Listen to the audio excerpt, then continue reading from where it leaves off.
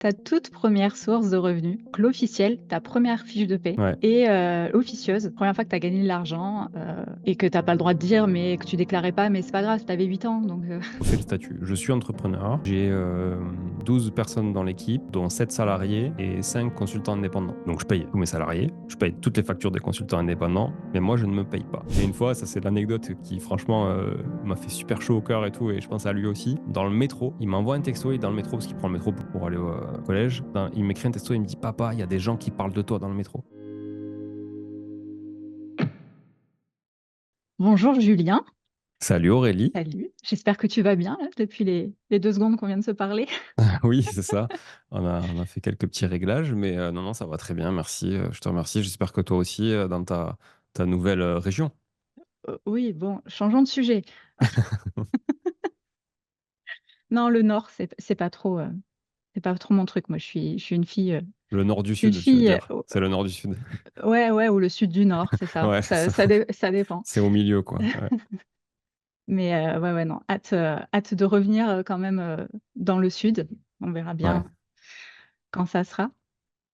Et, mais ouais, c'est la météo qui est le pire ici. C'est Ouais, vraiment, c'est ce que j'ai compris. Ouais. c'est gris. Il y a 4 saisons dans la même journée. C'est, va falloir un temps d'adaptation beaucoup plus long au final. Ok. Eh ben, écoute, Voilà. good Mais luck. bon, merci. Je suis très contente de te recevoir, même si tu pourrais en douter parce que mon invitation a mis du temps à arriver. Je sais que tu dis ça à tous les invités aussi, donc. Alors, non, c'est pas vrai. Là, j'ai quand même, enfin, si c'est vrai, je le dis à tout le monde, Ouais, mais là, je le pense encore plus ok. parce que, euh, parce que je sais que justement, tu as une vision un peu différente de la diversification des revenus, comment tu gères un peu tes revenus. On en avait déjà un peu discuté. Hmm. Donc, je suis très contente, voilà, que, Bah, merci, que ça me tu fait puisses plaisir. partager Je suis avec content que nous. tu aies fini par m'inviter aussi. Oui, voilà, voilà. Invitation envoyée, invitation acceptée, Voilà. merci. J'attends d'ailleurs beaucoup de cet échange puisque tu t'es targué que mes écoutes allaient exploser après ta venue. Ouais, ouais, alors Voilà, raisonnablement, raisonnablement, raisonnablement. En multiple, en multiple. Voilà. d'accord, bah, ça va être simple. Et donc oui, j'ai un peu spoilé, je vais y arriver, le sujet de cet épisode, puisqu'au final, on pourrait parler de beaucoup de choses, puisque tu as pas mal de sujets intéressants à parler ou dont tu as une expertise. On pourrait parler d'immobilier, de podcast, d'entrepreneuriat, Hmm. d'expatriation, de la situation socio-économique du Portugal, Ouais, de plein de choses, ouais, c'est vrai. de plein de choses. Voilà, mais bon, De fallait faire marketing aussi, de voilà, marketing. Hmm, mais hmm. fallait faire un choix, sinon l'épisode allait durer Ouais, beaucoup trop longtemps. Et donc, bah, pour pas que tu aies à te répéter 100 fois aussi, parce que tu as fait beaucoup de podcasts, tu as toi-même un podcast. Donc, je voulais faire un peu différent, qu'on apprenne à te connaître sur une autre partie et que toi, du coup, tu n'aies pas à te répéter 100 fois. oui, Donc, on va parler de ça, de diversification des revenus, de tes finances personnelles, en gros, comment tu crées de l'argent, comment tu le gères, comment tu anticipes l'avenir, tout ça, tout ça. Voilà. J'espère que le programme te plaît. bien sûr. Tant qu'on parle de pognon. Non, je rigole. Non, c'est pas vrai. Il va falloir Non, prévenir. Alors, team, premier degré, sortez-vous le balai, détendez-vous, ça va bien se passer. non, non, mais c'est vrai que c'est un univers que je connais bien, puisqu'effectivement, bah, j'anime déjà un podcast autour de l'argent et principalement l'argent relatif à l'immobilier. Voilà, c'est vrai que d'ailleurs, à la base, c'était un podcast finance personnelle au sens large et c'est plutôt devenu un podcast très immobilier. Donc voilà, mais non, non, j'ai aucun problème à parler d'argent, aucun problème à être aussi assez transparent sur ma vision de l'argent, mon utilisation de l'argent aussi, mes Mm, objectifs avec tout ça. Donc je suis tout à toi pendant 7 heures. cool.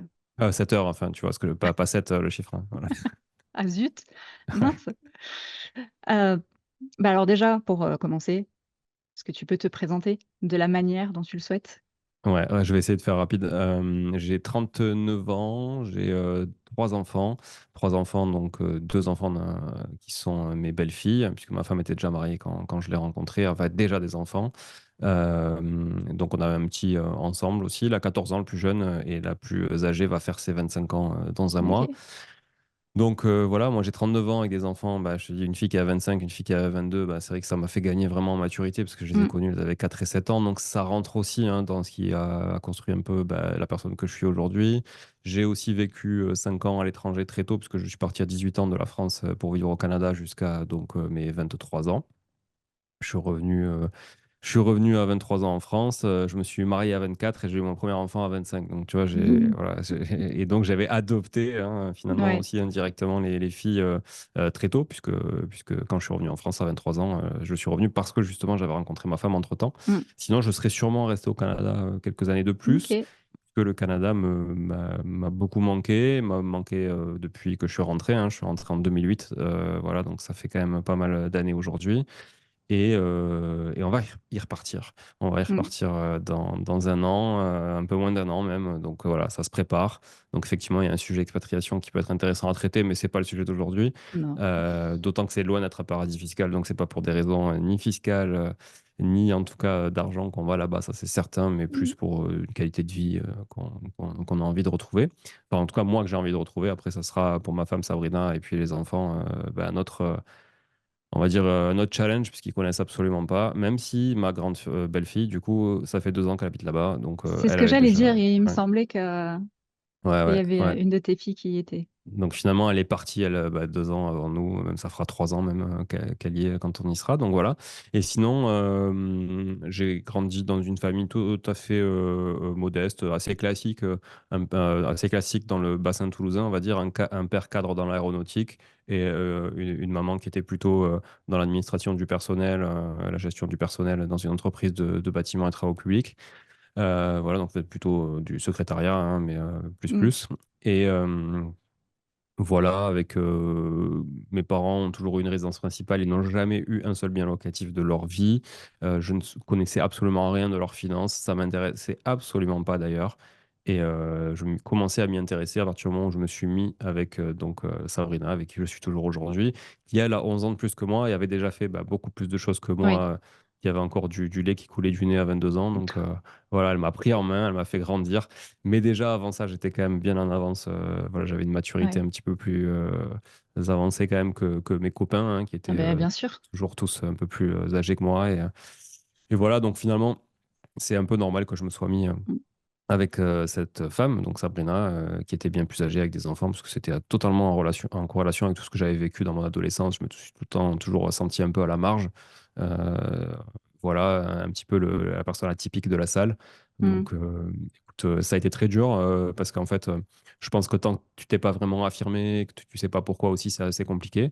Mais maintenant que voilà, je sais pourquoi, je me suis aussi euh, j'ai compris plein de choses en fait, et ça m'a permis de finalement aujourd'hui juste être qui je suis, parler de ce que j'ai envie de parler, la manière dont j'ai envie de parler, un peu comme toi tu le fais, tu vois, sans trop de filtres. Et voilà, je pense qu'on est plus heureux comme ça que d'essayer d'être C'est quelqu'un ça. d'autre, quoi. Voilà. Ouais. Mais après, j'entends effectivement sur le fait que c'est compliqué d'aller, face à la foule, en fait, face au plus grand nombre qui, Ouais. voilà, on C'est se sent, vraiment on est dans un monde de normes, hein, en fait, hein. Donc c'est totalement. vraiment très compliqué de sortir de la norme, surtout en France. Et voilà, c'est vrai qu'en Amérique du Nord, c'est quand même plus facile. C'est aussi Mmh. ça que je vais rechercher là-bas et que j'avais perdu en revenant en France. C'est le fait de pouvoir mettre un pantalon rose dans la rue sans que personne ne remarque que tu as un pantalon rose. C'est con, mais c'est Ouais. un exemple, hein, voilà. Ou Mmh. d'avoir des cheveux verts et sortir dans la rue, voilà. Et sinon, pour finir la présentation, côté pro, ça va vachement influer aussi le rapport à l'argent. Côté pro, j'ai toujours oscillé entre salarié et entrepreneuriat dans ma vie. À chaque fois que j'étais salarié, j'ai toujours eu un business à côté. Et j'ai eu des périodes où j'avais que des business à moi et des périodes où j'étais salarié plus side business à côté. Et ça, je l'ai fait très tôt, puisque mon premier business, moi, j'ai commencé à travailler dans le monde du salariat en 2008 et je me suis associé pour la première fois dans une boîte en 2009. Donc, vraiment Mmh. très, très vite. D'accord. J'ai eu pas mal d'échecs entrepreneuriaux, beaucoup même, et quelques réussites très, très modestes, plus pour limiter la casse, on va dire, en revendant. Mais beaucoup, beaucoup d'échecs, dont un gros qui m'a fait mal il y a une dizaine d'années. J'ai mis 6 ans à m'en remettre, financièrement parlant. Et voilà, et aujourd'hui, du coup, je pilote un écosystème dans l'investissement, dans le monde de l'investissement immobilier. Donc, une entreprise d'investissement clé en main avec une douzaine de collaborateurs aujourd'hui. et des activités de marchand de biens que je vais certainement arrêter, enfin que je suis en train d'arrêter petit à petit en liquidant mes projets. Voilà, c'est quelque chose qui me fatigue beaucoup, donc j'ai Mmh. envie d'arrêter, surtout moralement, plus que physiquement pour le coup. Un studio à podcast aussi en centre-ville de Toulouse, dans lequel je suis là aujourd'hui d'ailleurs, qu'on loue à des créateurs de contenu et que j'utilise aussi pour mon podcast et pour créer nos contenus. Et j'oublie certainement des trucs, mais voilà, c'est quelques, quelques activités qui m'occupent. Voilà. Pas grand-chose. Ouais. Finalement, quand, je vais te poser la question, tes différentes sources de revenus, on risque d'en avoir pour, pour un moment. Ouais, ouais, mais c'est Quoique plus non, au final, intéressant il de y en a ouais. qu'une. Mais Ouais, il y en a quand même pas mal, mais il y en a quand même pas mal, mais c'est vrai que ça, moi, ce qui m'anime, c'est vraiment l'immobilier, quoi, de manière générale, de toute mmh, façon, plus que tout le reste, même si j'ai touché à tout, hein, mais on pourra en parler. ouais. Et bah, du coup, on va revenir au tout début. Mm. Ta toute première source de revenus, enfin tes toutes premières sources de revenus, donc l'officiel, ta première fiche de paie Ouais. et officieuse, donc la première fois que tu as gagné de l'argent, et heu et que tu as pas le droit de dire, mais que tu déclarais pas, mais c'est pas grave, tu avais 8 ans, donc Ouais, j'avais 8 ans quand je vendais du shit. Mais ah non, ben voilà, non, j'avais pas 8 ans.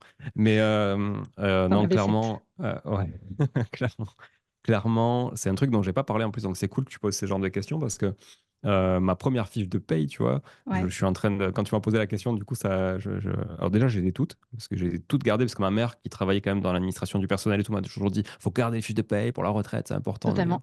Donc j'ai tout archivé en papier. J'ai scanné et tout depuis, mais j'ai encore quand même le papier. Mes premières fiches de paye, ça a été à 16 ans, quand je travaillais l'été sur les chantiers dans l'entreprise de bâtiment et travaux publics de ma mère. Donc, elle me faisait rentrer en juillet et en août. Je me gavais parce qu'à 16 ans, quand tu touches ne serait-ce que le SMIC, à l'époque, je sais plus comment c'était en francs, il me semble. À l'époque, Oui. je sais plus combien c'était, mais franchement, pour moi, c'était l'Eldorado, quoi. Je me suis dit, putain, en 3 mois, je vais me payer une bagnole, quoi. C'est trop bien. Mmh. Et parce que j'avais aucune dépense, tu vois, j'étais chez papa, Bah maman, oui, voilà. Donc, première source de revenus officielle, on va dire, c'est quand même l'argent de poche. Voilà, parce que mes ouais, parents me filaient un peu d'argent de poche, histoire de m'acheter une chocolatine, euh, dit aussi pain au chocolat dans certaines régions. voilà. Voilà. Tu vois, en rentrant de l'école ou quoi, parce que très, très jeune, quand même, ma mère travaillait très tard le soir, avec beaucoup de circulation aussi, parce qu'on n'habitait pas dans Toulouse, on habitait, parce que je ne l'ai pas dit, mais je suis toulousain, du coup, On on n'avait pas habitait, compris. ouais, voilà, on, on habitait très loin, donc j'étais toujours le dernier un peu à la garderie, donc bon, dès que j'ai pu rentrer tout seul de l'école, je rentrais tout Ouais. seul, donc même à l'école primaire. Et donc, je m'achetais toujours sur le passage en boulangerie Mmh. un petit truc à grignoter avec l'argent de poche. Mais sinon, voilà, j'étais manœuvre sur les chantiers, plein cagnard à Toulouse, voilà, juillet, Ouais. août, tu vois. Et je faisais le manœuvre des Marocains, Algériens, Tunisiens et Portugais, que je suis, sur les chantiers pour bah, du coup les assister. Et franchement, je me suis régalé parce que c'était que des gens qui étaient hyper, hyper sincères, hyper honnêtes, hyper transparents. Voilà, ils Mmh. aimaient leur métier et franchement, ils le transmettaient bien. Et moi, j'allais leur apporter la brouette, le marteau, un sac de sable, un machin, un truc. Donc, Mmh. enfin, un sac de ciment. Donc voilà, c'était cool. J'ai fait ça à l'été et après, j'ai envie de dire en parallèle aussi, dès que c'était possible et que j'étais au lycée, que mon emploi du temps l'a permis, j'étais caissier à Leclerc le soir, certains soirs et certains week-ends. Donc en dehors de l'été, là pour le coup, c'était un truc un peu Mmh. plus récurrent. Et donc là, c'était un particulier parce que c'était un Leclerc où le responsable de caisse était gay et n'embauchait quasiment que des mecs à la caisse. Donc c'était le Leclerc de la région toulousaine où il y avait quasiment que des mecs. Je te parle de ça, c'était il y a plus de 20 ans, tu vois. Ouais, ouais. Donc c'était assez rare de voir des mecs en caisse il y a 20 ans. Tu vois. Et donc on était non pas caissier, mais hôte de caisse. Et voilà, et donc j'avais cette expérience-là, et avec mon petite chemise blanche, on avait un dress code. Et voilà. Donc ça, c'était OK. cool parce que franchement, ça m'a permis d'avoir du pognon en étant même pas Mmh. étudiant, mais lycéen, quoi. Donc ça, c'était cool. Voilà. Donc je me suis acheté ma première bagnole avec ça, une Ford Fiesta à l'époque. Euh, voilà. Dans laquelle j'ai fait le portugais, le bon portugais. J'ai mis du son derrière et tout, là, sur la plage arrière. Tu tuné aussi, Voilà. Non, j'ai pas tué, sérieux? j'ai pas touché. Ah parce que moi, à Voilà. l'époque parce que du coup, bah, j'ai le même âge que toi, donc Ouais, on a les mêmes références, c'est bien. ouais, ouais, c'est ça. Et Donc ça, c'était l'officieuse, du coup? officiel. Et officieuse, ben, comme j'ai quand même assez mal tourné dans mon adolescence, ce qui m'a valu d'ailleurs de partir au Canada à 18 ans, que ma mère m'expédie au Canada OK. chez mon père. Mes parents étaient séparés. Mon père habitait déjà là-bas depuis quelques années.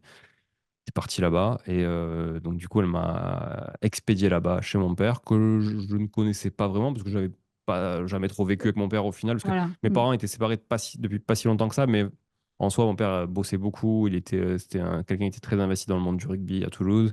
Et du coup, je le voyais quasiment pas, en fait. Voilà, donc, j'ai pas eu trop de liens avec lui quand j'étais petit. J'ai eu des liens avec lui à partir du moment où j'avais 18 ans et qu'on m'a expédié là-bas et que j'ai découvert un peu mon père et que je me suis un peu occupé de lui, quoi, parce que j'ai découvert que Mm. voilà, c'était quelqu'un qui, euh, qui avait aussi besoin qu'on lui prépare le petit déjeuner le matin. Donc, voilà, sinon il déjeunait D'accord. pas. Donc, c'est ce que je lui faisais, tu vois. Je me suis retrouvé à faire un peu le papa de mon papa. Ouais. Donc, il était très autonome, hein, pas de souci, mais c'est plutôt quelqu'un qui avait l'habitude de manger tout le temps dehors, voilà, qui était Mm. pas du tout. Enfin, il savait pas trop se faire manger, quoi. Ouais, et Voilà. s'occuper d'un enfant, du coup, enfin, même Ouais, si alors elles étaient ça, déjà non, majeures, ouais, enfin, ouais, c'était, voilà. non, non, non. Donc, voilà. Et donc, comme je disais, j'avais mal tourné. Donc, ben, mes premières sources de revenus, alors, je pense que ça a été peut-être au départ, j'avais envie de dire peut-être non, même pas. Je pense que c'est bon, des choses qui sont pas très voilà, légales et je pense que ça, je vais m'en tenir là, mais c'est des choses que je consommais et que voilà, Ok. pour pas que ça me coûte ou que ça me coûte moins cher, bah, voilà, on va Mm. dire que c'est un peu comme un marchand de biens. T'achètes en gros, tu revends à la découpe, quoi. Voilà, Ok. c'était un peu ça. Et ça t'a apporté quoi, toutes ces expériences, du coup, dans ta jeunesse? Ça m'a apporté le fait que l'argent tombait pas des fenêtres, qu'il fallait aller le chercher. Donc ça, c'est déjà un gros plus parce que franchement, voilà. Donc encore une fois, je manquais de rien quand j'étais jeune, hein. Je suis pas du tout la storytelling. Ouais, je viens d'une famille difficile. C'est pas mon père me battait. Non, c'est pas du tout le sujet.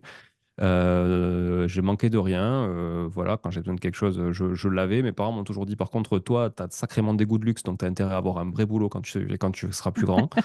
Et c'est vrai que, bon, après, comme tous les gamins, en fait, hein, je me rends compte, c'est pareil, hein, je vois les copains de mon fils et tout, bah, ils veulent que du Nike, des trucs. Enfin, bon, voilà, je pense que c'est l'âge et c'est surtout l'environnement aussi qui fait que, bah, au collège, tu as 999 autres personnes à côté de Ouais, toi. ben, on en revient avec la Ben, foule et les normes. Et effectivement, exactement. si t'as pas les marques à la mode, Ouais, c'est ça. c'est... Voilà. Donc, si toi, tu es là avec ton t-shirt Quechua Decathlon et que à côté, bah, tous tes potes sont en Nike, forcément, tu deviens marginal et on te met un peu à l'écart. Bon, bah, c'est comme Mm, ça. Donc, je pense que c'était plus ça que des goûts de luxe au final. Mais j'ai toujours aimé les belles choses. J'ai toujours été motard, moi, depuis à 16 ans. J'ai passé mon permis 125, passé mon permis gros cube bah, dès que j'ai pu à 18 parce que j'avais eu le 125, donc j'ai pu griller des étapes. Voilà, j'ai toujours aimé les belles voitures et tout ça. Donc, mm, mes parents le savaient et ils m'ont toujours averti, t'as intérêt à avoir un bon boulot. Mais tu vois, ils m'ont toujours dit, t'as intérêt à avoir un bon boulot, un bon boulot, un bon boulot. C'était vraiment le discours de, il faut que tu aies un bon boulot pour pouvoir te payer les choses qu'aujourd'hui, nous, on peut pas te payer et qu'on n'a surtout pas envie de te payer parce qu'on n'a pas mm. envie que tu tombes dans ce mode-là, quoi. Voilà. Ouais. Donc c'est un peu ça. Ça m'a un peu. Je me suis dit, bah tiens, il faut que je me paye les choses par moi-même. Donc déjà, il y a une chose, voilà. Et puis là, comme l'argent ne tombe pas du ciel non plus, bah, j'avais besoin d'aller le chercher, quoi. Donc je trouvais des solutions pour aller le chercher. Je t'ai parlé de cette solution-là, mais il y avait aussi, j'étais pas mal bricoleur, enfin plutôt dans la partie mécanique. Donc je trifouillais pas mal les scooters, les 50 centimètres cubes, les Bah, du coup, machins et si tout ça. c'était effectivement ce que tu aimais, Voilà, j'aimais généralement, quand on ça. est passionné de quelque chose, après, on développe plein de compétences sur le sujet, quoi. C'est ça, j'aimais ça et donc j'étais en mesure aussi de faire quelques petits trucs comme ça, voilà, pour acheter, revendre, ce genre de choses. Ok. Et au jour d'aujourd'hui, je blague. Je vois tes oreilles saigner Tu vois? à à l'heure actuelle. C'est quoi ta vision, en fait, de la diversification des revenus? Euh, je sais pas si ça va être la réponse que tu attends, enfin, en tout cas, non, mais le type de réponse que tu Ouais. attends, de la manière dont je comprends la question, mais euh, moi, j'ai toujours construit mon patrimoine sur l'immobilier et diversifié ensuite. Ok. C'est-à-dire que je suis plutôt de cette école où, bah, quand tu n'as rien, pour moi, le seul levier quand tu n'as rien de construction de patrimoine, c'est la dette. Et la dette, il n'y a qu'avec l'immobilier que tu peux l'activer. Mm. Donc, ça a vraiment été toujours ma façon de voir les choses. Je construis avec de l'immobilier, je consolide et je diversifie. Mais, exemple, si je sais pas, j'ai 10 000 euros à investir, je démarre avec 10 000 euros. bah, je préfère mettre 10 000 € full immobilier qui va me servir à emprunter peut-être 100 000 euros, tu vois, ou Ouais. 90 ou 150 ou peu importe, dépendamment du projet que j'ai derrière et de ma capacité d'emprunt, plutôt que de me dire, bah, ok, j'ai 10 000, qu'est-ce que je fais avec ces 10 000? Est-ce que je mets 5 000 dans l'IMO, 3 000 en PEA, 2 000 en machin, truc, et Mm. puis 500 € en crypto? Non, moi c'était full IMO, full IMO, full IMO. Après, j'ai une vraie appétence à l'IMO et je suis aussi un gros staccanoviste. Donc, Ouais. je travaille beaucoup. J'adore ça. Et en fait, ça me dérange. Je suis absolument pas feignant. Ça me dérange pas de, tu vois, de passer mes soirs, mes week-ends, mes journées à gérer des merdes dans l'IMO. Alors, ça me fatigue, hein. Ça me dérange pas, mais ça me fatigue par contre maintenant. Alors qu'avant, ça me Mm. fatiguait pas. Bon, puis maintenant, j'ai une équipe et tout, c'est un peu différent. Mais clairement, ça m'a jamais gêné de travailler gratos, en fait, tu vois, Ouais. et de faire des sacrifices à court terme. Et c'est comme ça que j'ai vu ma construction de patrimoine. C'est sûr que c'est plus passif de mettre 10 000 balles en bourse, mais je pense que si j'avais mis 10 000 balles en bourse il y a 15 ans, au lieu de mettre 2 fois 5 000 dans deux premiers studios, parce que c'est comme ça que j'ai démarré, ben, quitter toutes mes économies, enfin toutes nos économies avec Mm. Sabrina à l'époque, et on était au SMIC à peu près chacun à l'époque, ce qui était beaucoup plus que maintenant, parce que maintenant je suis à zéro. On pourra revenir, mais c'est toujours les aléas de l'entrepreneuriat. Ça, on oublie de se payer. Et si j'avais fait ça, je pense que j'aurais jamais construit le patrimoine que j'ai aujourd'hui, quoi. Ça aurait Ouais. été tellement long, tu vois. Et donc, au final, tu as toujours eu cette vision de dire, de pas s'éparpiller, justement, de tout mettre. Malgré moi. Malgré moi, parce qu'en fait, je n'en étais pas conscient, hein. Très clairement, quand on a commencé à investir dans l'immobilier il y a une quinzaine d'années, moi, j'étais pas conscient de tout ça, de la force que ça pouvait avoir. C'était plus en se disant, c'est un complément pour la retraite, c'est pour nos filles quand elles vont faire leurs Mm. études à Toulouse, pour pas qu'on paie le loyer, qu'on ait des charges à payer. Donc, c'est vraiment pour alléger les charges de demain, mais pas Ouais. pour construire un patrimoine, tu vois. Voilà. Depuis, ça a pris une toute autre ampleur. Et effectivement, maintenant, le mindset est totalement différent. Après, je suis persuadé que tout- on- le mindset, il doit évoluer dans la vie et Bien sûr. que ce qui est valable à un instant T, c'est pas valable Mm. 5 ans, 10 ans après. C'est pour ça que les gens, même le banquier, quand il te fait faire des provisionnels et prévisionnels à 5 ans, tu te dis, mais où tu vas, quoi? Enfin, tu vois, tu sais même pas où tu vas être le lendemain. C'est ça. Toi, banquier qui me demande ça, dans 3 ans, t'es même plus là parce qu'en fait, il va y avoir un jeu de chaise musicale et tu vas bouger. Ouais. En fait, voilà, tu vois, il y a des trucs, je me dis, bon, il faut pas trop se prendre la tête, faut avancer étape par étape. Et en fait, bah, l'idée, c'est juste d'être agile et d'arbitrer en fonction de tes besoins instantanés et à Mm. venir sur du court terme. Sur du très long terme, c'est quand même difficile, je trouve, d'être prévoyant. Ouais. Savoir s'adapter. Hmm. Des qualités primordiales pour tout entrepreneur, investisseur ou même Ouais, personne, ouais, du ouais. coup, parce que comme tu dis, on évolue tous, hein, avec les expériences, les gens qu'on rencontre et ce qu'on pensait hier, on ne le pensera pas forcément demain. Ouais, c'est ça. Ok. Et c'est pas aussi un peu justement ton petit séjour au Canada qui t'aurait fait un peu avoir Parce que je sais pas du tout comment est la mentalité là-bas, enfin, comme tu disais, était beaucoup plus ouverte, je pense, sur les sujets d'argent aussi. Alors, ouais, clairement, c'est plus ouvert. Il y a une vraie culture aussi du monde des marchés financiers. On comprend assez tôt ce qu'est une action, une obligation, la différence, les taux d'intérêt, comment ça marche, ça c'est certain. Euh, aux États-Unis quand même qu'au Canada. Donc, D'accord. voilà, au Canada, c'est un peu hybride, ça dépend des provinces, si tu es anglophone, si tu es francophone. Ok. C'est vrai Ouais. que de manière générale, le Canadien francophone va être quand même moins à l'aise avec tous ces sujets qu'un mec qui est plutôt du côté de Vancouver ou de l'autre côté, ou voilà, avec une proximité avec les États-Unis, je dirais en termes de Hmm. culture qui est un peu plus poussée, comme Toronto, qui est la plus grosse ville du Canada, très américanisée, quoi. Voilà. Ok. Au Québec, c'est un peu différent. Moi, j'étais à Montréal, donc du coup, c'est quand même très. Alors, il y avait beaucoup moins de Français que maintenant, il y a 20 ans à Montréal, ça c'est clair. J'avais vu des stats, là, je crois qu'il y en a 3 4 fois plus aujourd'hui qu'il y a 20 ans. Mais malgré tout, c'était quand même assez européanisé comme culture. Donc moi, j'ai pas senti, et à l'âge que j'avais et ce que je faisais dans ma vie à l'époque, où je jouais beaucoup, beaucoup au poker à l'époque, c'est plus le poker qui m'a donné aussi un rapport à l'argent, un rapport au risque, que la Hmm. culture nord-américaine, parce que j'avais déjà cette culture du poker, Ok. même en Europe.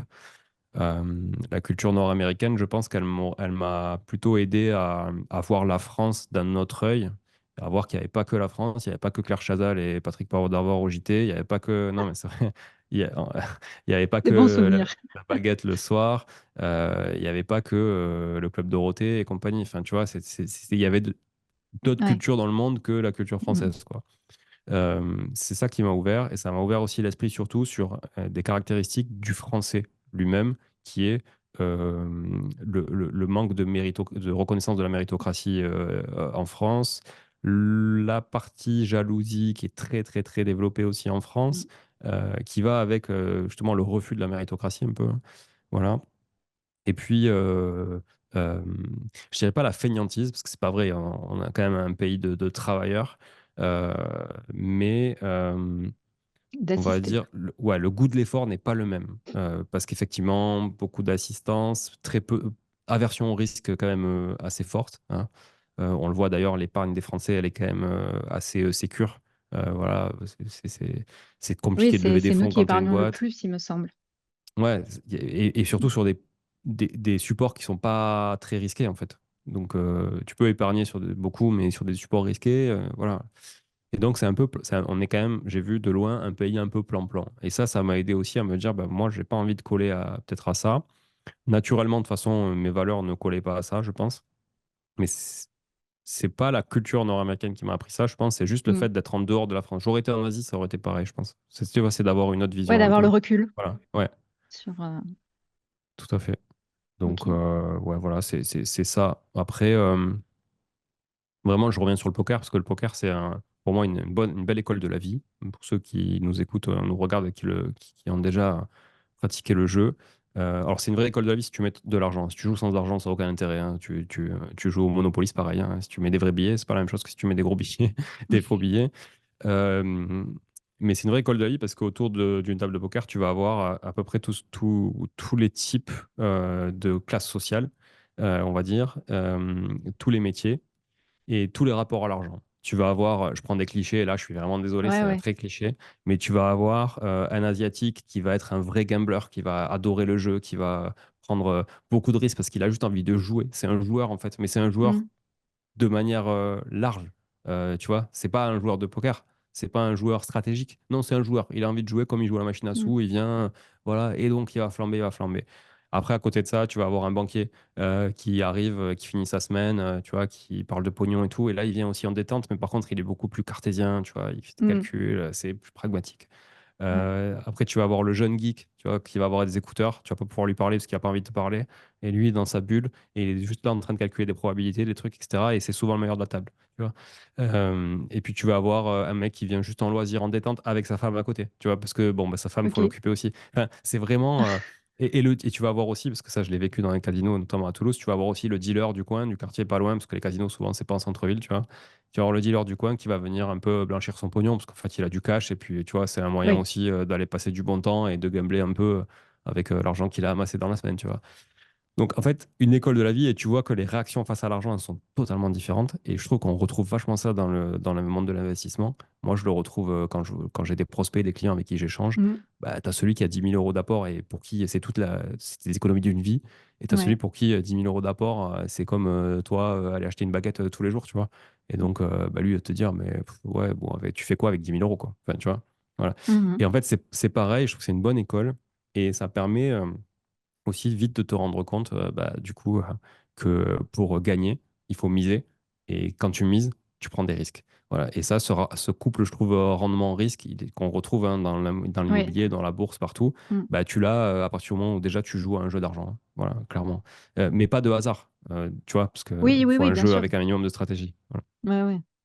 Ouais, non, c'est clair que la roulette, enfin, pas la, oui, la roulette ou je sais plus là comment ça s'appelle, Ouais, les truc machines où à sous, ouais, voilà, c'est un voilà, peu. tu tires la manivelle Voilà. et puis là, pour le coup, c'est vraiment de la chance. Et encore, je suis même pas sûre parce que ça doit être un peu trafiqué ou. Ah, de toute façon, le casino est toujours gagnant. Bah, Ouais, par exemple, si tu prends la roulette, c'est marrant, parce que, si tu prends la roulette, effectivement, t'as toujours, déjà, tu as le zéro et le double zéro qui permet à la banque en fait, de toujours être gagnant mm, sur le long terme. Et en fait, on va dire que le casino a toujours plus de 50% de chances de gagner.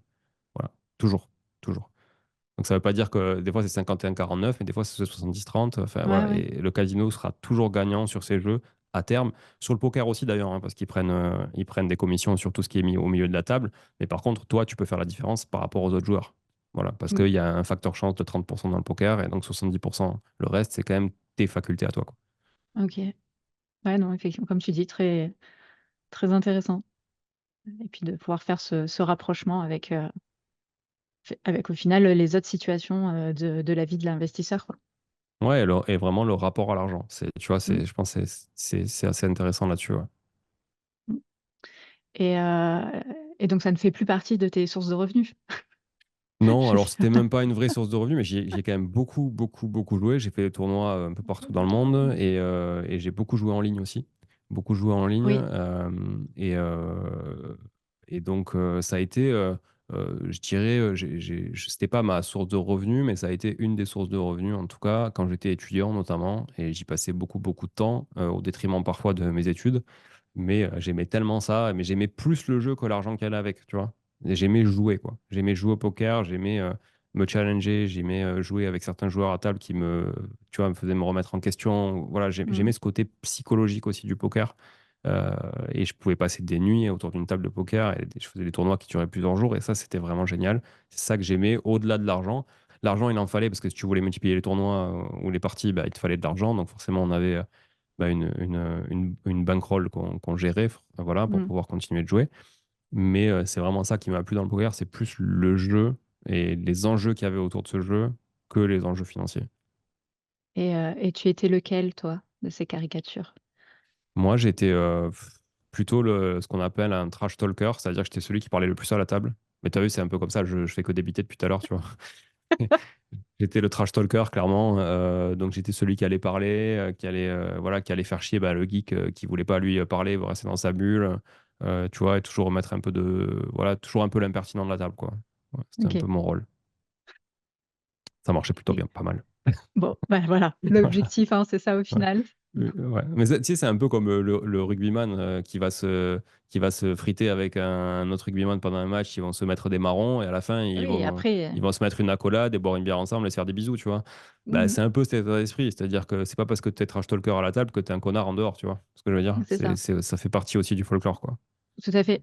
Et puis, ouais, se mettre la pression, quoi. Enfin, c'est comme, bah, tu parlais du rugby. Moi, j'ai fait du volley pendant des années, mais c'est pareil. C'est aussi, tu arrives sur le terrain, tu montes les anses, tu fais des beaux trucs, genre pour impressionner l'autre. Enfin, voilà, pour jouer sur la psychologie de la personne d'en face, qu'elle se pose des questions, qu'elle s'inquiète et tout. Donc là, c'est le même Totalement. principe. Ouais, totalement. Et pour d'ailleurs préciser un peu, donc trash talker et surtout quelqu'un qui prenait beaucoup d'initiatives. Et ça, je trouve que c'est un parallèle intéressant aussi avec le monde de l'immobilier et on va dire, le coût de l'inaction dans le monde Mm. de l'investissement de manière générale. Et tu vois, les gens qui souvent sont un peu passifs dans l'action, ils disent, OK, je vais attendre, c'est pas le bon timing, les taux d'intérêt sont trop hauts, nanani, nanana, le marché, mais j'attends, etc. Et en fait, il y a un coût d'opportunité manqué qui est énorme, je trouve. J'en parlais ce matin, là, j'ai enregistré une capsule sur la refonte du LMNP Mm. du régime LMNP, parce que j'ai pléthore de questions de gens qui me disent oui, mais comment on va faire sur le LMNP? Est-ce que c'est Ça donne encore une excuse intéressant? Voilà, supplémentaire pour pas investir. exactement, exactement. Et je trouve que, en fait, gagner moins d'argent qu'avec un régime LMNP actuel, ça reste gagner de l'argent. Tu C'est vois? ça. Mm. C'est quoi ton choix? De rien faire ou de faire en gagnant un peu moins? Bah, en fait, la question, elle est vite répondue, comme dirait Ouais, ouais. un entrepreneur qui ne sait pas Mm. parler français.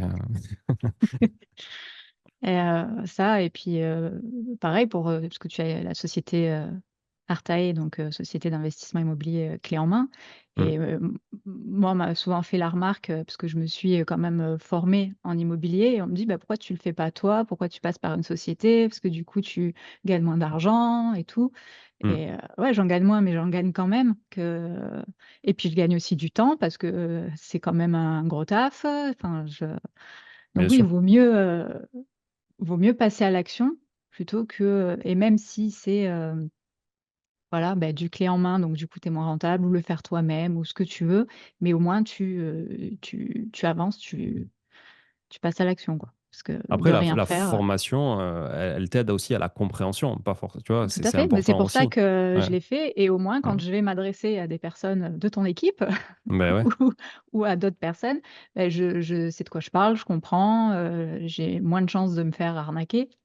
Moins de chance parce que ça arrivera toujours, ouais. mais Mais oui, voilà, je pense que les 2 sont intéressantes, mais c'était surtout ça, voilà, de me dire: «Bon, ben, maintenant, est-ce que je me sens capable de passer toute seule à l'action? Est-ce que machin, si, là, et beh, plutôt que, beh, de parler et de trouver des excuses de rien faire, bon, ben, je préfère, passer par quelqu'un d'autre, quitte à ce que je gagne moins d'argent, mais au moins j'en gagne quand même». Totalement. Bah, moi, Et je le fais dans d'autres domaines. Alors, je ne fais pas dans le monde de l'immobilier parce qu'effectivement, c'est notre métier. Donc, voilà. voilà. Mais je le fais dans d'autres domaines, notamment dans l'art, où je me fais complètement, Mmh. je délègue totalement l'acquisition d'œuvres et voilà. Et je mets les yeux fermés, tu vois, parce Ouais, que je ouais, délègue. À partir du moment où tu as une confiance en une personne et que tu es consciente de sa légitimité sur le sujet, franchement, même si tu es calé, tu n'auras jamais son réseau, tu n'auras jamais bah, c'est ça. sa bande Mmh, passante aussi dans la journée parce que tu as d'autres activités, etc. mmh, pour le faire, sa réactivité. Et voilà, c'est quand même plus facile de déléguer, ça fait gagner un temps monstrueux. Et ouais, surtout, si tu veux démultiplier les investissements, d'ailleurs, bah, du coup, ça te permet quand même d'aller mmh, beaucoup, beaucoup plus vite. Et nous, on accompagne des clients qui ont déjà 10, 12, 15 biens. Et c'est pas parce qu'ils ont 10, 12, 15 biens qu'ils continuent à faire tout seuls, tu vois. C'est, par ouais, contre, ouais, ils savent ce qu'ils veulent, ils sont voilà, très, très factuels, ils savent compter. Voilà. mmh. Moi, je vois vraiment ça aussi comme des mondes, comme tu dis, tu as l'art, l'immobilier, enfin, c'est vraiment un monde à part et si on doit apprendre tout ce qui se passe dedans, c'est Ouais. enfin, tu peux, mais il va te falloir quand même, plusieurs vies. C'est ça. Et en plus, la difficulté sur l'immobilier, c'est que les marchés sont très, très locaux, même vraiment, Mmh. c'est du micro, quoi. Tu vois. Ouais, Autant, par exemple, le marché de l'art, il est international sur des artistes internationaux, mais le marché de l'immobilier, c'est très local. Donc, toi, je sais pas, tu habites à Lyon, tu veux investir à Rennes. Et si tu connais pas le marché de Rennes, c'est mort. c'est Tu ça. pourras pas le faire tout seul, même si tu es formé à fond. Mmh, C'est pas vrai qu'on devient un as du marché parce qu'on est juste formé et qu'en 15 jours, on a épluché les annonces et les outils statistiques que tout le monde a. C'est pas possible. Il faut être là depuis un moment, il faut connaître, il faut avoir eu le suivi, etc., quoi. mmh, tout à fait. On va se recentrer sur, les revenus. Oui.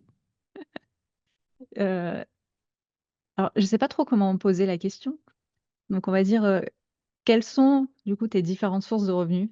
Comment tu les structures?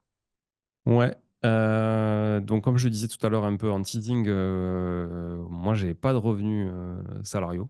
Mmh, Alors, on refait le statut. Je suis entrepreneur. J'ai 12 personnes dans l'équipe, dont 7 salariés et 5 consultants indépendants. Euh, donc, je paye tous mes salariés, je paye toutes les factures des consultants indépendants, mais moi, je ne me paye pas. Je me paye pas depuis 2 ans. Ok. Euh, je vais commencer à le faire, mais je suis pas très à l'aise avec le sujet parce que je trouve que ça coûte cher de payer des salariés, il y a beaucoup de charges. Ça me coûte mmh, quasiment aussi cher de me payer à moi. Même si là, je me payais enfin, j'aurais pu me payer en SAS, ça m'a coûté très cher, mais là, je vais passer en SARL sur ma holding. Je viens de la transformer justement en SARL pour payer un petit peu moins de cotisations et d'avoir juste le strict minimum. Il y a aussi le projet d'expatriation qui arrive, donc il faut que je vois aussi si je me paye, donc comment j'arrive à me payer tout ça. Je suis en train de voir avec des fiscalistes internationaux parce qu'il y a cette complexité qui est là. ouais, Donc, j'ai pas clairement de revenus de mes activités pro en dehors de dividendes que je pourrais me verser et que je ne me suis absolument jamais versé sur aucune de mes boîtes. Donc, OK. tout est toujours resté dans les boîtes parce que j'ai cette culture du sacrifice personnel pour développer un patrimoine professionnel. Et pour moi, euh, c'est marrant parce que je suis hyper dépensier et j'adore le risque. Mais de ce côté-là, je n'ai jamais voulu sortir des euros de ma boîte pour moi à titre perso. Jamais, jamais, jamais. Et j'ai une boîte depuis 2009, hein. Mmh, Voilà. et Et j'en ai comment eu. tu vis, du coup? Bah, je vis avec le revenu de ma femme. C'est ce que j'allais dire. Voilà. Tu Le revenu de Sabrina, déjà. Et puis après, voilà, quelques revenus aussi qu'on peut avoir à côté. Donc, on a un peu de revenus sur la partie IMO qui peut tomber aussi un petit peu. Même si moi, je suis dans une culture très patrimoniale de l'investissement. Donc, en fait, euh, dès que je peux réinvestir, j'ai réinvesti et je suis mmh, toujours dans une phase de construction que je suis en train quand même de ralentir parce que là, je suis en train d'acheter un immeuble là, que je dois signer d'ailleurs en octobre. Mais je vais quand même ralentir là-dessus pour essayer de consolider un peu plus maintenant et de commencer à être un peu dans cette partie de jouissance du revenu plutôt que de construction du patrimoine. Parce que voilà, je pense qu'il y a quand même cette pyramide là où tu mmh, construis, tu construis, tu construis. Quand tu construis, bah, tu sacrifies, donc tu n'as pas grand-chose. Je ne crois pas vraiment à l'école de j'achète un immeuble de rapport, je vis de l'immobilier avec 2000 euros par mois, parce que déjà 2000 euros par mois, je vis pas. Donc, voilà, parce que Oui. voilà, on a construit une vie qui nous coûte beaucoup plus cher que ça.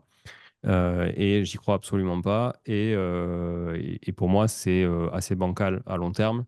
Euh, voilà, parce que ça nécessite de prendre beaucoup de risques à court terme pour avoir ce genre d'investissement. Donc, j'étais plutôt à consolider sur du très qualitatif et de ne pas me sortir aucun revenu sur l'immobilier. Si tu veux parler de chiffres, aujourd'hui, mes loyers au global, c'est entre 150 et 200 000 euros, grosso modo, les loyers perçus Mhm. euh, par an, pas par mois. Là, vraiment, Précise, ouais. ouais, voilà, par an, donc entre 150 et 200 000. Mais en face, j'ai quand même énormément d'encours de crédit. Donc, quasiment tout part pour rembourser des crédits. Mm. Quasiment tout. Franchement, il ne reste vraiment pas grand-chose. Voilà. Et en plus, ce pas grand-chose, bah, tu dois quand même provisionner parce que tu as toujours des merdes. Quand tu as un patrimoine Bien avec sûr. des dizaines de locataires, tu as toujours des merdes à Mm. gérer. Donc, tu dois toujours sortir de l'argent. Et l'immobilier, faut pas se voiler la face, tu dois tout le temps sortir du pognon. Donc, c'est absolument pas passif dans le temps, c'est absolument pas passif dans les revenus, en ce sens où tu as un flux de revenus, le fameux cash flow, un flux de revenus entrant, mais tu as aussi un flux de revenus sortant qui est quand même Mm. impressionnant, surtout tant que tu as des dettes.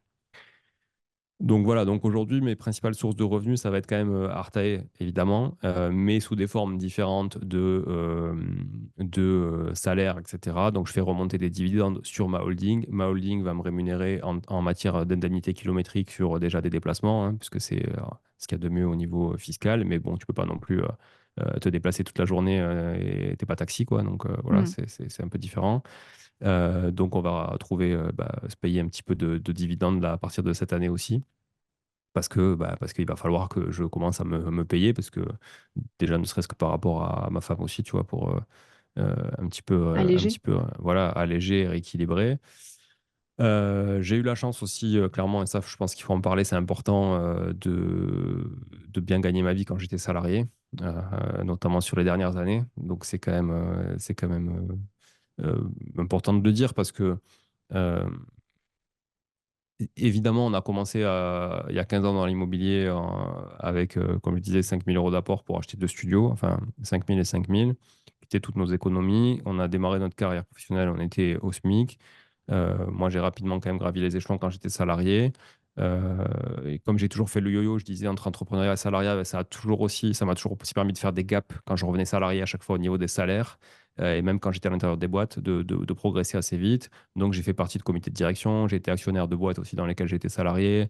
Voilà. Et quand j'ai arrêté le salariat, j'étais quand même à 120 k par an, quoi. 120 k Mm. par an, c'est pas voilà, un petit salaire. Et malgré tout, j'ai décidé d'arrêter ça je parle en brut, hein, on parle package brut. J'ai arrêté ça rapidement. Ça a été assez facile pour moi. Je pense que c'est très difficile pour la plupart des gens parce que plus on est confortable et plus on a de revenus et plus c'est difficile de dire j'arrête tout même si tout me fait chier parce qu'il y a trop de dangers, il y a trop de confort qu'on va Ouais. perdre, etc.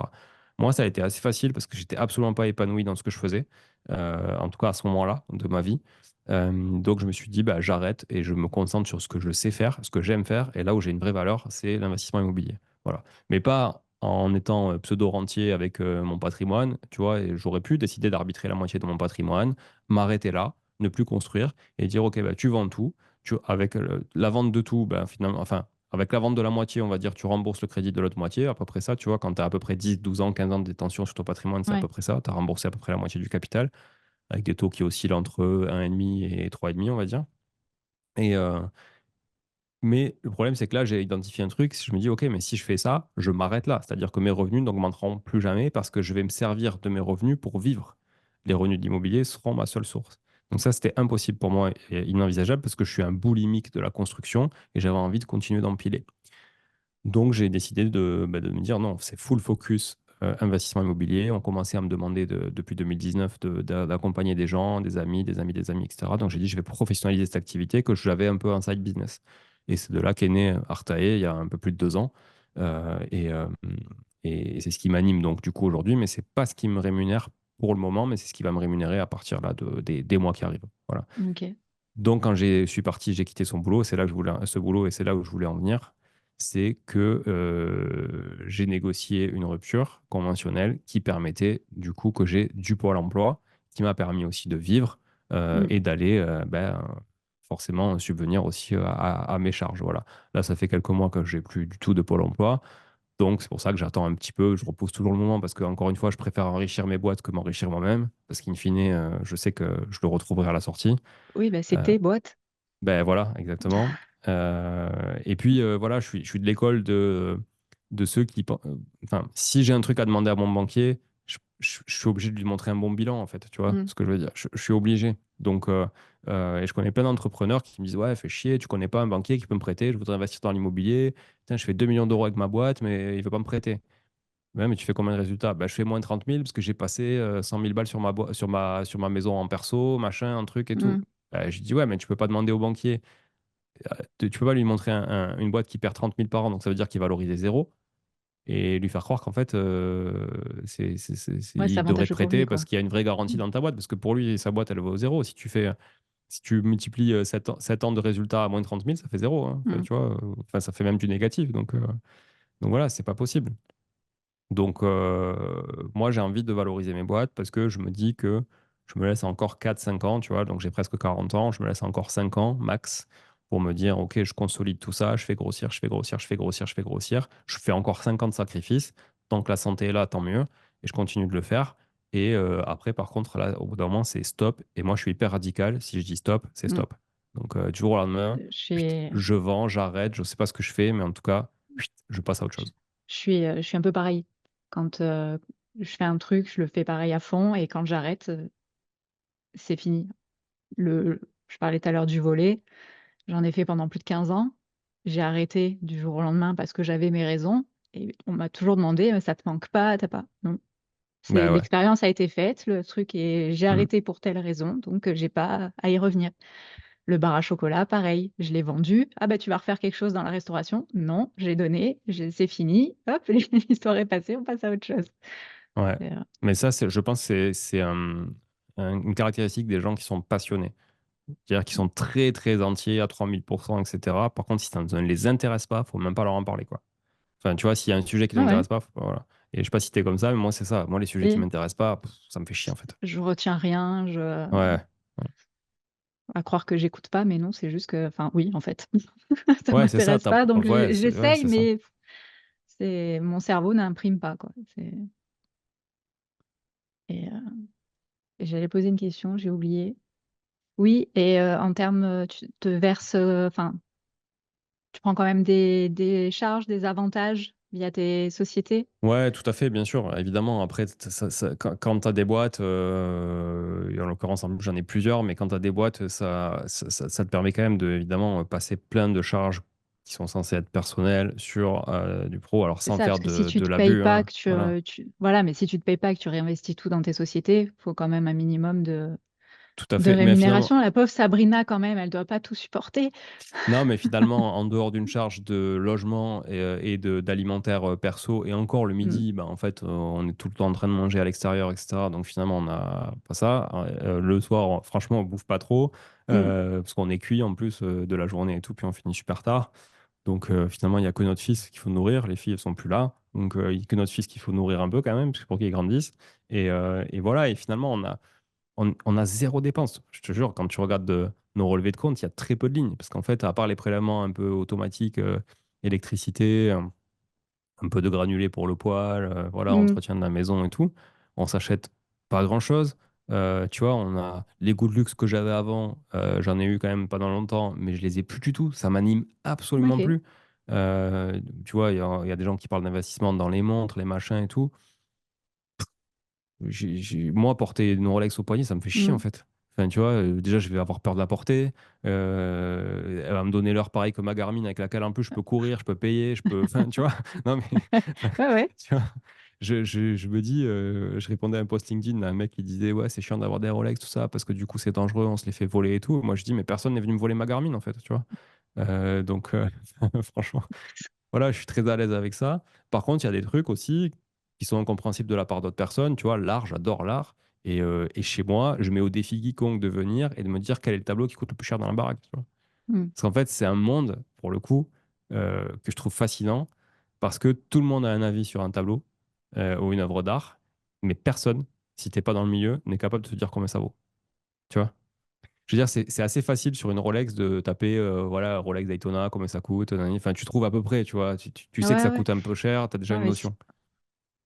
l'art, ça doit dépendre. Enfin, c'est quand on dit c'est subjectif, mais totalement, ça doit dépendre de tellement de choses à un instant T. Enfin, qui dit que pourquoi ce tableau-là vaudrait des millions alors que la croûte d'à côté n'en vaut pas? Ouais, c'est ça. Alors, calme-toi, hein, Et moi, j'ai pas des millions chez moi, quand même. Comme ça. bon, Mais, qui me pensait me mais si faire tu veux, inviter. c'est toujours assez fascinant quand même, voilà, de voir, même quand tu es dans une galerie, de voir que les gens disent, ah, mais ça, j'aime pas, ça doit pas valoir grand-chose. Ça n'a Mm, rien à voir. Tu vois, ça n'a rien à voir. Et ça, je trouve ça assez fascinant, ces mondes un peu plus confidentiels et intimistes, tu vois, que les montres, les voitures, trucs mm. comme ça. Et je crache pas dessus, hein, mais voilà, Enfin, c'est pas mon truc. passer une époque, ce qui valait le plus cher chez moi, on parle de cambriolage ou autre, je me suis déjà fait cambrioler, ils ont pris pas mal de choses, mais ils n'ont pas pris ce qui valait le plus. À l'époque, c'était les bouteilles de vodka Absolut. Ah ouais, Denis, mon mari, en collectionnait pas mal. ouais. Et ça, pareil, il y a eu des séries qui sont sorties avec des designs particuliers, avec des personnes qui designaient la bouteille, enfin un peu comme Coca avec Jean-Paul Gaultier qui te fait une bouteille et tout. Et donc c'était ça avec les bouteilles d'Absolut. Tu avais pareil certaines séries qui sortaient que dans certains pays. Donc, tu allais en Italie, tu achetais ta bouteille de vodka avec son dessin rigolo qui va à 12 balles. Et en fait, quand tu rentrais en France, ça se trouvait nulle part ailleurs. Ils avaient arrêté la série, puisque série limitée. Et donc, on a eu des bouteilles à 3 000, 4 000 Ah euros ouais. si on les revendait. Ah ouais. Ouais, c'est d'ailleurs l'anecdote, il l'a bu. Ah ouais. À l'époque, on ne savait pas. Et donc, mes parents allaient, parce que moi, mon père était italien. Tous les ans, on allait en Italie. Et après, moi, j'ai arrêté d'y aller, mais mes parents ont continué. Et ma mère avait ramené donc des bouteilles Absolut à Denis. Donc, il y en avait trois. C'était une collection, trois designs particuliers, plus une freestyle où c'était écrit tout le texte de la bouteille était écrit. Chaque lettre était à un endroit différent, en fait. Voilà, c'est freestyle. Et à l'intérieur des bouteilles, c'était de la classique, hein, vodka de base. Donc, bah, il les a bu. Et quand on a voulu les revendre, bah, c'est là qu'on s'est retrouvés en disant, putain, mais en fait, celle-là, elle valait 3 000 € et pleine. Ah ouais. Et tu l'as bu, alors qu'en plus, dedans, c'est de la base, quoi. C'est même pas Ah un oui, truc c'est la avec un même. C'est... Ouais, parfum ou quoi. ouais, Enfin, voilà, ouais. Ouais. c'est non, non, c'est Alors, on a quand même réussi à la revendre 900 € Ok, ah ouais. vide, Vide, mais ah ouais. du coup, imagine pleine.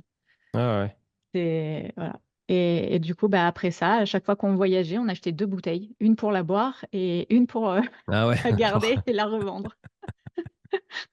C'était parce que pareil, dans les duty free, du coup, t'en trouvais avec des parfums un peu particuliers, tout ça. Et bon, maintenant, ça se fait plus trop. Ou alors après, pareil, il faut vraiment être à fond dedans parce que c'est des collections, il faut suivre. Hein. Si t'es pas dans le milieu à suivre l'actualité, tu sais plus qu'est-ce qu'il vaut. Puis ça s'est essoufflé aussi, je pense. Mais voilà, à Ouais, l'époque, ce qui valait le plus cher chez moi, c'était la bouteille de vodka. voilà. Ils n'ont pas cambriolé. Parce que Voilà, manque de connaissances. tout Non, à mais c'est fait. vrai que c'est pour ça que les niches, je trouve que c'est intéressant. Parce qu'effectivement, les milieux de connaisseurs, bon, voilà. Mm, Alors, c'est plus confidentiel hein, pour revendre et tout. C'est beaucoup moins liquide hein, aussi. Hein. Enfin, c'est je veux ça, dire, ce que j'allais tu dire. revends plus facilement une Rolex Beau jeu de mots. qu'une bouteille, peut-être. Voilà. Mais bon, oui, c'est moins liquide. C'est sûr. Mais bon, voilà. Moi, c'est plus ce qui m'anime aujourd'hui. Donc, tout ça pour dire qu'effectivement, c'est ce que je voulais en venir sur le fait qu'on n'est pas du tout dépensier. On a une vie. Mm, On- voilà, on a plutôt tout mis dans l'IMO, nous, pour demain. Et en fait, on est un peu, c'est con, mais on est un peu cette génération qui construit pour nos enfants, en fait. C'est une génération pleine de sacrifices. Clairement, nos parents ne l'ont pas fait, les siens, jamais, les miens non plus. Moi, j'ai mis un pied à l'étrier à mon père à l'investissement IMO quand j'ai commencé à investir au Portugal, parce qu'il est portugais, il est né au Portugal. Donc, voilà, ben, on a fait un premier investissement ensemble là-bas et je lui ai mis ce pied à l'étrier juste avant d'écrire mon bouquin d'ailleurs sur l'immobilier. C'est pour ça que j'en ai parlé dans le bouquin. Mais sinon, voilà, on n'avait pas cette culture-là. Mmh. Par contre, ce qui est clair, c'est que nos enfants, ils ont clairement cette culture-là, parce qu'ils nous voient déjà galérer. Donc, bon, c'est double tranchant, parce que, un, ça peut les dégoûter, hein, parce qu'ils nous voient quand même soir, week-end, tout le temps. Enfin, franchement, encore cette année, on n'a pas pris de vacances, tu vois. On a voulu couper 3 4 Ouais. jours la semaine du 15 août. Franchement, on n'a même pas réussi. C'était assez compliqué. Mais bon, voilà, on sait pourquoi on le fait. Et surtout, on saura dire aux gens qui nous poseront la question dans quelques années, qu'est-ce qu'on a fait pour en être là, tu vois. Mmh. J'espère. Après, voilà, on sait pas ce qui peut se passer. Mais en tout cas, si on ne le fait pas aujourd'hui, on ne pourra pas, je pense, arriver là où on a envie d'être dans 5 ans, 10 ans, etc. Voilà. Et si on n'y arrive pas, bah tant pis. Mais en tout cas, on aura essayé. Mmh. Et du coup, maintenant, tes parents, ils investissent aussi? Parce que tu disais qu'ils avaient que leur résidence, Ouais, principale ma et mère, absolument pas. C'est pas du tout son univers, son truc. Alors, elle avait participé à quelques projets entrepreneuriaux avec moi, parce que je l'avais intégré dans quelques sites e-commerce avec moi, notamment quand elle avait une appétence au sujet, puisque j'ai un site, donc tu as eu un business dans le chocolat, j'ai eu un business aussi dans le chocolat qui s'appelait Cacao et compagnie. On vendait du chocolat plutôt haut de gamme, artisanal, à 100 euros le kilo, avec des packaging assez mmh, luxe. Donc, ça s'appelait Cacao et compagnie Luxury French Chocolate. C'était la baseline. Et ben là, ça l'intéressait parce que c'était un produit qui lui parlait. On a eu un autre business dans tout ce qui est cosmétique autour de la salle de bain. Donc, les bombes de bain, ouais. tu vois, les savons, voilà, tous les produits moussants, etc. Donc, ça aussi, c'était quelque chose qui lui parlait. Donc, je l'avais intégré dans le business. Au début, quand on démarrait le business, elle faisait les premiers colis, les trucs comme ça, tu vois. Donc, ça lui plaisait. Mais par contre, tout ce qui est IMO, Invest, tout ça, elle a toujours été plutôt très d'écureuil. Donc, elle a jamais voulu investir et elle n'investira plus maintenant, tu vois. Voilà, Mmh. elle a 64 ans. C'est plus maintenant qu'elle va investir, 63, pardon, si je m'écoute. Mais voilà. Et mon père, il avait acheté un petit truc à Montréal avec sa femme qui est donc Mmh. québécoise et qui est en fait conseiller en gestion privée, conseillère en gestion privée. Donc, forcément, elle était, elle, dans le monde du marché financier, etc. Donc, elle n'est pas très IMO, par contre. Tu vois, là, mais ils avaient acheté quand même un petit immeuble là-bas, mais qu'ils ont vite revendu parce qu'en fait, ça les faisait chier de Ouais. gérer les locataires, tout ça. Tu vois, ils n'avaient pas envie à leur âge de gérer tout ça. Donc, voilà. Mmh. Leur vie, elle est plutôt derrière eux, on va dire, en matière de construction de patrimoine et tout. Donc, franchement, on peut investir à tout âge, et je le répète toujours à nos clients. Mais passer 60 ans, bon, est-ce que tu as envie, tu vois? Ouais, C'est compliqué, quoi. c'est ça, l'énergie face, au retour, enfin, Ouais, voilà. Surtout quand t'en as pas besoin, en fait. Tu vois, quand ta vie mmh, te satisfait. Bon, voilà. Tes enfants, tu vois qu'ils s'en sortent bien, et qu'ils n'ont pas besoin de toi. Voilà, je pense mmh. que bon, t'as plus envie de faire ces sacrifices-là. Et du coup, à l'inverse, puisque tu as un héritier, Hmm. tu m'as dit, du coup, en termes d'éducation, éducation financière, ils vous voient Ouais. et est-ce que tu, inculques, d'autres choses et comment tu lui prépares, en fait, un peu l'avenir? Alors, il a eu du mal à comprendre. Mmh. Longtemps, il nous a dit, moi, votre truc, dès que j'en hérite, je vends tout, ça m'intéresse pas, nanani, nanana. Bon, Je disais la même chose. ouais. Ah ouais? Quand j'étais petite, c'était, les collections de timbres, ou à l'époque pareil où ça valait quelque chose, les trucs comme ça. Je disais: «Non mais moi dès que je récupère de toute façon je vends, ouais». Et ouais, Juste je vends, hein, ça s'arrêtait là en fait, puisque ouais. j'avais pas cette, moi j'ai beaucoup épargné et j'investissais pas en fait. J'avais commencé à investir, très tard. Eh oui. Donc Mais ça me fait rire, je disais pareil. ouais, ouais, mais ça m'étonne pas. En fait, tu vois, c'est normal, j'ai envie de dire. Bon, voilà, maintenant, il a 14 ans et demi. Il commence à comprendre l'intérêt. Il sait calculer, il est pas con Mmh. sur les calculs, tu vois. Il sait compter. Euh, Les calculs Par d'argent, contre, c'est toujours plus simple aussi. ouais, c'est Moi je suis toujours plus très nulle en simple. maths, hein, mais par contre dès que ça parle d'argent, je Ouais, comprends. voilà, les additions, les soustractions et tout, c'est facile, les multiplications. Donc, il comprend. Euh, il est fier, en fait, aussi. Et ça, c'est super. Enfin, moi, je trouve bon, ça flatte un peu notre ego de parents, tu vois, mais il est fier, pas du patrimoine immobilier qu'on a construit, parce que ça, en fait, ça, je pense que ça lui a pesé quand même, parce que tu vois, le week-end, le soir, les machins, les trucs Ouais. chiants.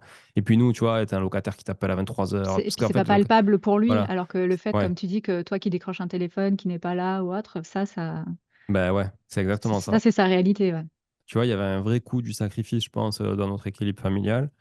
Par contre, il est fier de ce qu'on construit avec Artae. Et en fait, je pense qu'il a conscience de la valeur qu'on est en train de créer professionnellement parlant avec Artae, plus que du patrimoine qu'on a construit, qui est quand même valorisé bien plus que la boîte aujourd'hui, Mm. quoi.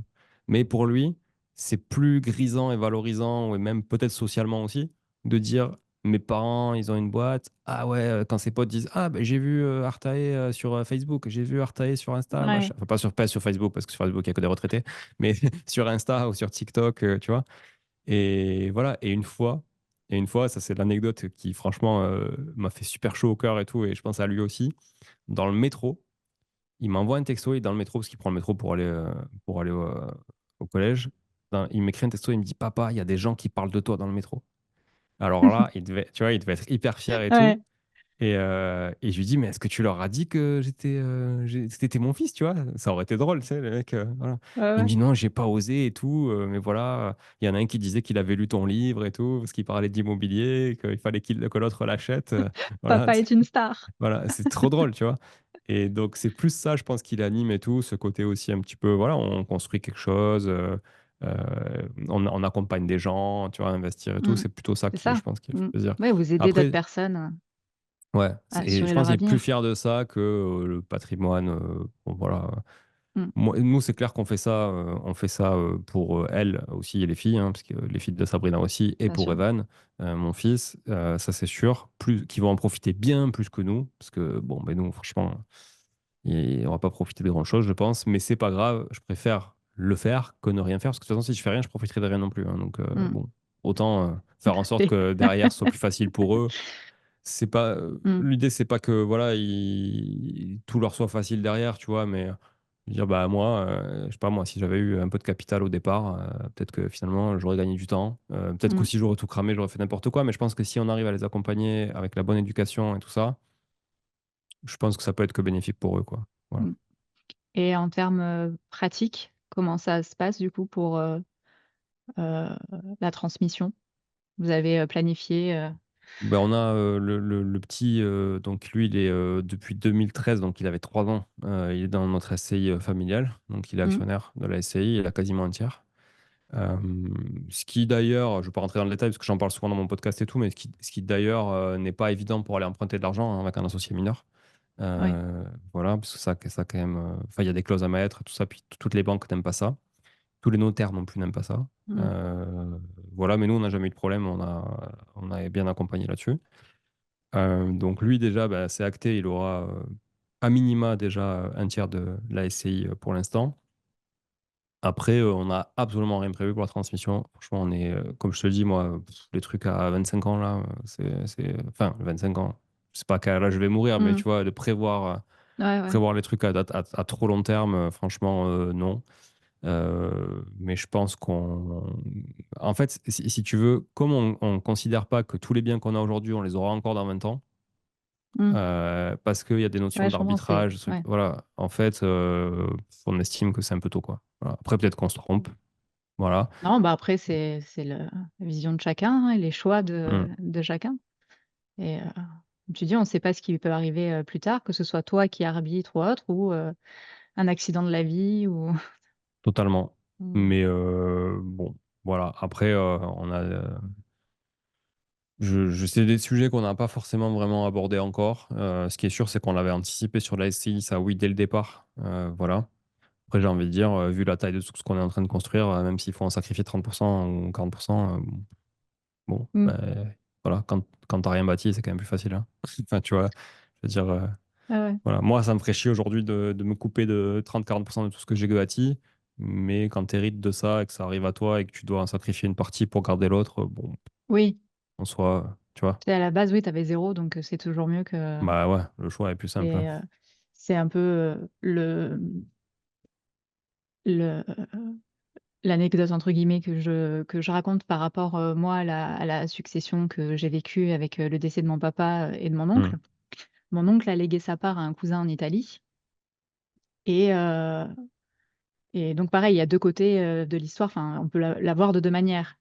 Moi, je la vois un peu dans le sens, sur les 420 000 qu'il a hérités, dans sa poche, il a récupéré 90 000. Tout le Ah ouais. reste est allé à l'État. Hmm. Puisque pas de ligne directe, pas d'abattement. Comme le bien était en France, c'est l'imposition française qui a prévalu sur l'imposition italienne. Donc voilà, plein de choses qui ont fait que sur 420 000, il a récupéré 90 000. Mhm. Moi, ça me fait chier de voir ça et de me dire, Ça, c'est c'est l'État qui clair. se récupère tout pour un Hmm. truc que mon père et mon oncle ont bâti à la sueur de leur front avec leurs week-ends, leurs vacances et tout. Ouais, ouais. Et, mais après, d'un autre côté, il se récupère quand même 90 000 alors qu'il avait rien demandé. Oui. Donc bon, ça aurait été mieux 420, mais voilà, il se récupère quand même 90 000 Ouais, ouais, balles. ouais. Non, mais je suis d'accord, hein.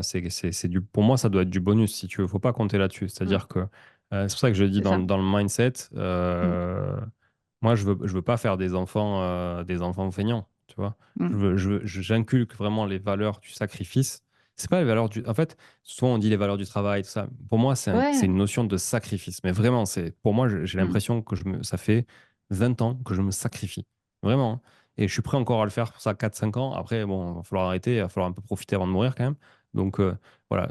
Mais à partir du moment où tu as cette notion-là, enfin, moi, en fait, j'ai les mêmes habitudes aujourd'hui avec mon argent et mes dépenses que quand j'avais 1000 euros sur mon mm. compte. Tu vois ce que je veux dire? Ouais, ouais. Et en fait, je pensais qu'en en ayant plus, ce serait plus facile pour moi de les dépenser. Et en fait, c'est pire. C'est que plus j'en ai, et moins c'est facile pour moi de les dépenser. Tu vois? Ok. Donc voilà, plus j'ai d'argent et plus je me dis, putain, t'as galéré à le gagner. Donc tu vois, quand t'en as Faut pas pas le trop, perdre. c'est assez facile de le dépenser parce qu'en fait, t'as pas cette culture du sacrifice de tout ce que t'as fait, t'as pas le recul nécessaire, tu vois. En fait, quand t'as un salaire, il arrive, tu le dépenses, quoi. Enfin, tu vois, il arrive, tu Mm, dépenses, il arrive, tu dépenses, il arrive, tu dépenses, il arrive, tu dépenses. Quand c'est toi qui as tout bâti, que tu sais comment t'as fait, que t'as galéré, que t'en as chié, que t'es tombé bas, que t'es remonté haut, que t'es retombé bas, t'es remonté un peu plus haut, etc., etc., et tu te dis, putain, à tout moment, tu peux tout perdre. Et c'est exactement comme l'immobilier. mm. Tu construis une maison en 6 mois, tu peux la démolir avec un coup Ouais, de bulldozer, tu vois. c'est Donc, ça. c'est Comme ma exactement pareil. réputation. Comme la réputation, comme tout. Et c'est Ouais. vrai, c'est vrai. Et du coup, ouais, ça a pas au final la même valeur.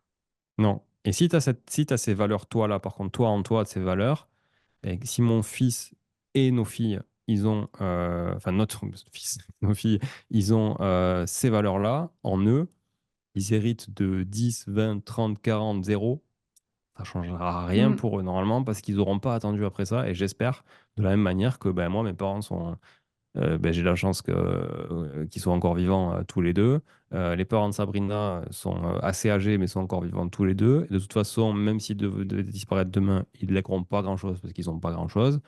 Moi, ma mère, elle a quasiment rien. Mon père, il aura un petit peu, mais bon, je compte pas après ça parce que si je l'avais attendu, ben, je serais encore en train d'attendre, quoi. Enfin, tu vois, au bout d'un moment, tu peux pas attendre que tes parents. C'est ouais, dégueulasse. ouais. Enfin, tu vois, c'est horrible de Non. penser ça. Donc, je me dis, c'est que du bonus et il fera avec et c'est Mm. tout, tu vois. Mais faut pas qu'il attende après ça, quoi. Voilà. Puis nous, on va profiter aussi un petit peu, tu vois. Enfin, on a envie de profiter un petit peu. Donc, on va pas non plus faire les écureuils jusqu'à la fin de notre vie, tu vois. Au Oui, bout d'un bah non. moment, voilà. Donc, par contre, voilà, c'est pas le côté écureuil, tu vois, parce que moi, par exemple, nous, on a quasiment rien sur nos comptes bancaires, tu vois, mais c'est-à-dire qu'on a une petite somme, on réinvestit. Donc, on va réinvestir dans bah, ce qui nous fait kiffer, l'art, on va réinvestir dans l'immobilier, on va rénover un bien immobilier qu'on a déjà depuis, par exemple, 5 10 ans et qui mériterait, tu vois, d'être rénové, mais Ouais. on va toujours réinvestir pour entretenir. Bah, au final, c'est les loisirs que tu as transformés en investissement, quoi. C'est exactement ça. Voilà. Ouais. Mais c'est vrai que c'est un peu frustrant.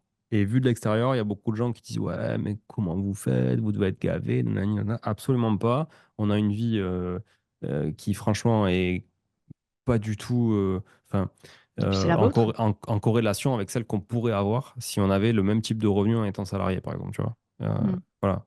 Déjà, c'est la note, comme tu dis.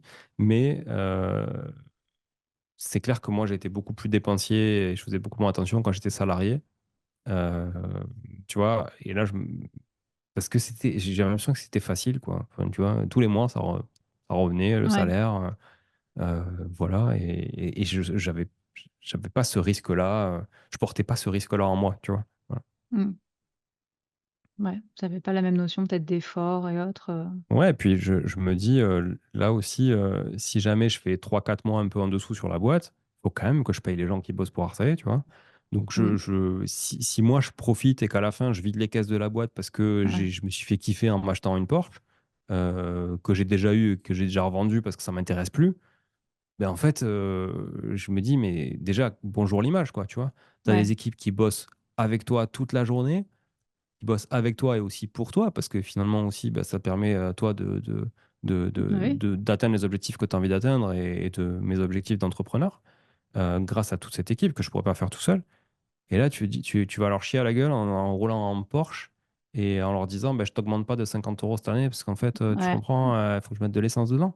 Ah, franchement, je trouve que c'est abusé, tu vois. Donc, c'est pas du tout mon environnement. De la Mm. même manière, et là, je vais m'adresser à tous les formateurs à la con qu'on voit sur les réseaux sociaux et qui vont dire comme ça, qui ont des équipes, hein, qui ont des salariés, les mecs, ils vont dire soyez entrepreneur, le salariat, c'est de la merde.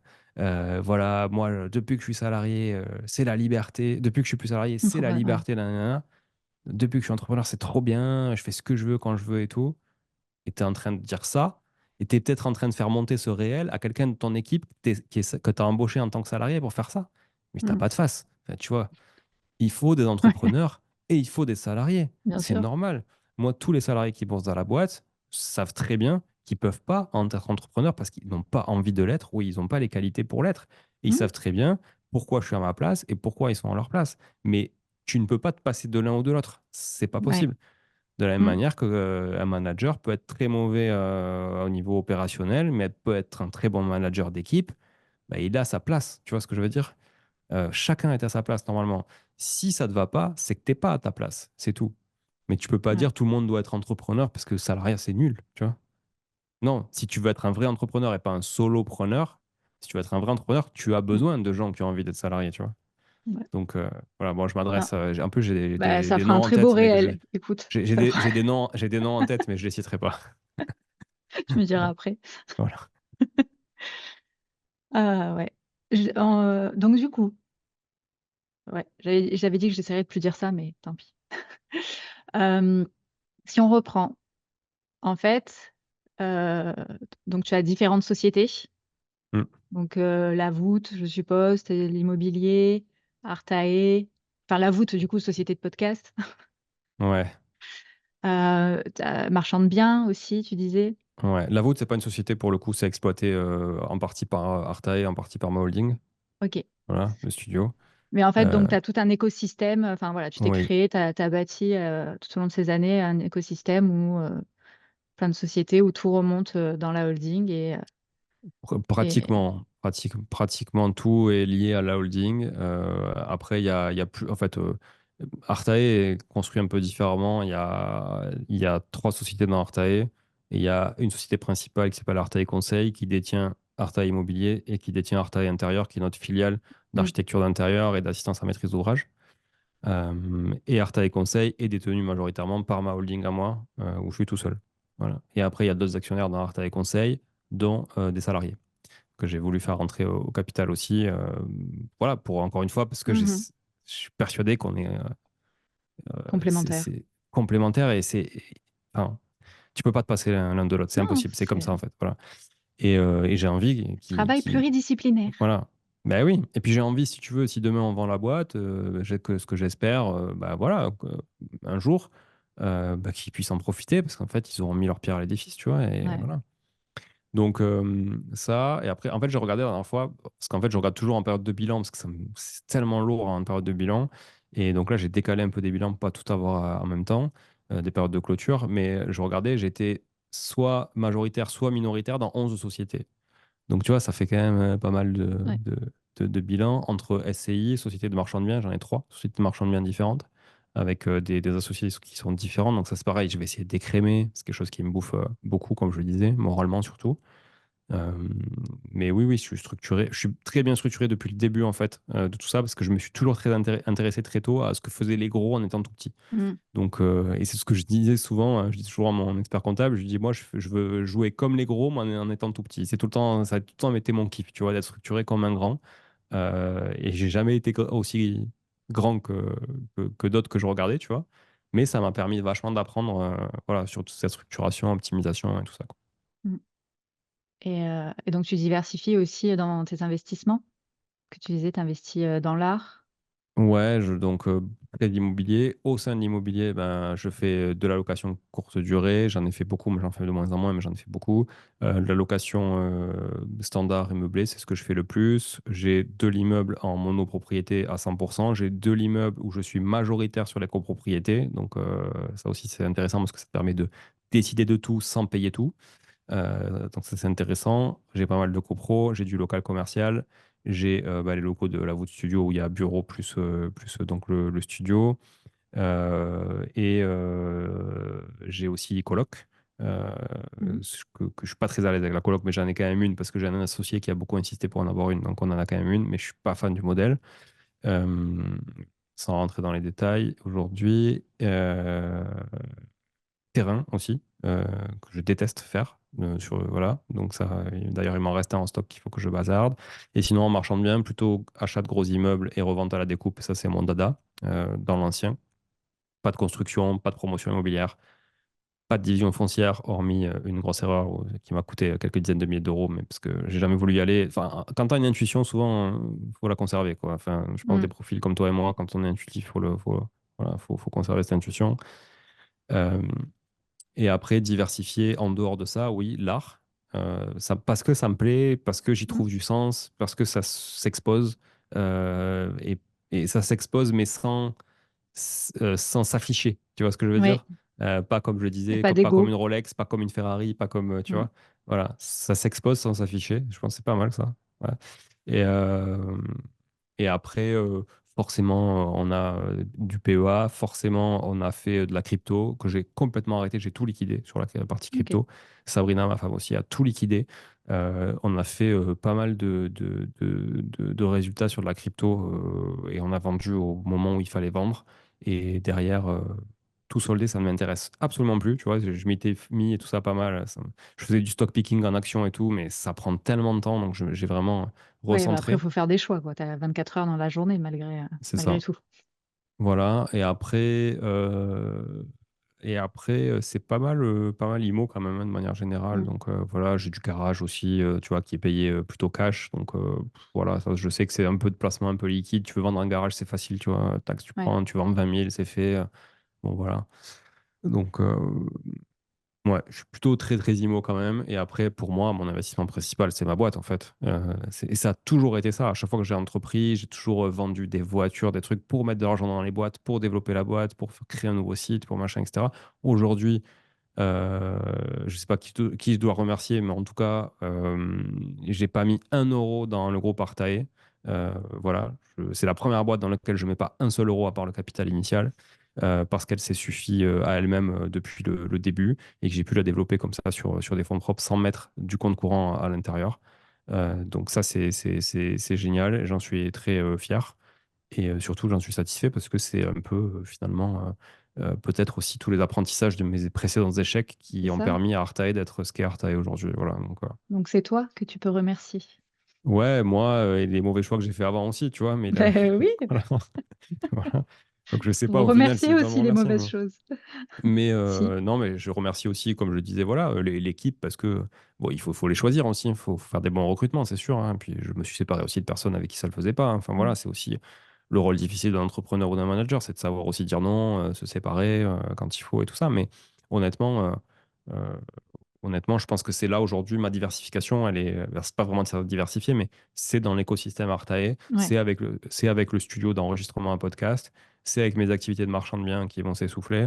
Voilà, c'est plutôt dans ces business entrepreneuriaux que de l'investissement pur et dur d'un mm, épargnant type salarié. Voilà. ouais, ok. Et pour l'avenir, du coup, tu vas tout restructurer tes projets là d'avenir sur Ouais, les je, 5 prochaines années. je veux plus trop acheter d'immobilier à titre Ouais. personnel. Donc là, je suis en train d'acheter. Alors je me dis ça, mais tous les ans, j'achète un Non, mais truc au c'est mieux final. dit comme ça. Je veux plus Voilà. trop acheter. C'est mieux Voilà, que je de veux plus dire trop. j'achète pas alors qu'au final, on sait très bien que. Voilà. Là, 2024, je voulais rien acheter. Ben, je me suis retrouvé à acheter un immeuble de 4 appartes dans lequel je vais en faire un cinquième en plus. Voilà. Mais au final, j'ai envie d'arrêter de consolider un peu l'immobilier. Vraiment, de consolider, comme je le disais, pour passer d'ici 3 4 ans. 3 à 5 ans, on va dire, dans une phase de jouissance plus que de construction Mm. de boulimie de la propriété. Tu vois, c'était un peu ça. Euh, et surtout me concentrer vraiment, vraiment, vraiment, vraiment sur Artae en restructurant, enfin, pas en restructurant, mais en structurant les équipes aussi, parce que mon challenge principal là, sur les 10 prochains mois, c'est de préparer notre expatriation. Et piloter des boîtes à 6 000 km, c'est pas pareil que piloter des boîtes Ouais. quand tu prends ton scoot et qu'en 10 minutes, tu es au bureau, tu vois. Mm. Donc voilà, c'est aussi pour ça que toutes les équipes, et je peux en parler librement, sont totalement au courant de ça. Et elles savent, et là on part la semaine prochaine en team building au Maroc pendant 4 jours. Ça va être vraiment... donc on va bosser. On va faire, ok, on va faire du dromadaire, mais on va bosser. Et ça va être vraiment le cœur de la discussion, c'est comment structurer pour que ça Organisé. puisse continuer de tourner avec les bonnes personnes au bon endroit et que chacun prenne ses responsabilités. Voilà, c'est un peu ça. Euh, Ça va pas être notre retraite. Et c'est ça qui va être difficile, c'est-à-dire que bah, on va être aussi impliqué, mais qu'il y a des trucs qu'on ne pourra pas faire. Mais ça va m'apprendre à déléguer encore plus que ce que je fais déjà aujourd'hui. Voilà. Parce qu'aujourd'hui, la facilité, c'est de se dire, putain, je te prends un exemple.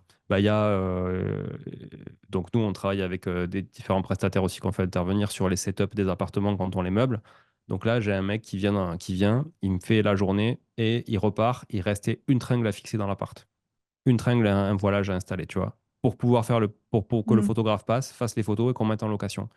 Et donc, tant que cette tringle n'est pas fixée, on ne peut pas avancer. Tu vois. Alors, en soi, on peut mettre en location, hein, c'est pas vraiment gênant, mais il faut bien que quelqu'un, au bout d'un moment, vienne mettre la tringle. Lui, Ouais. il va pas revenir juste pour ça, parce que ça va me coûter un bras pour le déplacement. Donc, qu'est-ce que je fais? Bah, je prends ma visseuse et mes Mm. chevilles le dimanche, et puis j'y vais. Mais si j'habite à 6 000 km, je peux pas faire ça. Ouais. Donc, qui Tu vas va envoyer pouvoir l'héritier. Ah non, il vient éteindre avec ces... toi. Et non, voilà. Qui va pouvoir éteindre, tu vois? Et en fait, c'est toutes ces micro-étapes qu'aujourd'hui je Mm. fais et qui donc sont invisibles aux yeux de tout le monde. Ouais. Parce qu'encore une fois, je suis un staccanoviste et que voilà, je suis à fond tout le temps et j'aime le labeur en fait. Et Mm. ça me dérange pas de Ouais. sacrifier un dimanche, mais je peux pas demander à un salarié de sacrifier un dimanche. Donc il faut que ça rentre dans les workflows, dans les process, tu vois. Ouais. Il va falloir ouais, tout lister, tout systématiser, j'allais dire. Enfin, Ouais, voilà, processiser en t'as fait. compris quoi. Ouais, Voilà, ouais. Ouais, ouais. Non, non, mais clairement, c'est ça. clairement. Et donc, Ouais. cette granularité-là, il faut la trouver, tu vois. Et c'est un de mes challenges principaux du À team l'avenir. building Mm. l'année prochaine, la semaine prochaine La semaine déjà. prochaine. Voilà. Bah ouais, parce que ça s'anticipe, quoi. Eh Tu ben vois. oui. Voilà. Ouais. Ok. Euh, on va arriver vers la fin. Ça fait un moment qu'on parle. Oui. Bah Ouais, ouais, hein. Ouais. c'est bien. Je commence à avoir faim. Euh, riche et heureux, ça veut dire quoi pour toi? Ça représente quoi? Ah, c'est un nom de podcast très intéressant. Moi, je pense que pour être riche, il faut être malheureux une partie de sa vie. Ouais. Je sais pas, je vais partir dans un truc philosophique là, hein, j'aime Vas-y, bien. vas-y. Je, Toi, je je- me je- cale. je- je pense que pour se rendre en fait, pour détecter que tu es heureux dans ta vie, il faut avoir été malheureux à des moments. Tu vois ce que je veux Ouais. dire? C'est Ouais. que il faut que tu aies toujours un référentiel. Bien sûr. Et voilà. Et en fonction du référentiel de chacun, on est plus ou moins heureux par Mm. rapport à l'autre. Tu vois, c'est un peu toujours délicat. Ouais, ouais. Moi, je sais que j'ai souvent répété à ma femme, je suis pas heureux.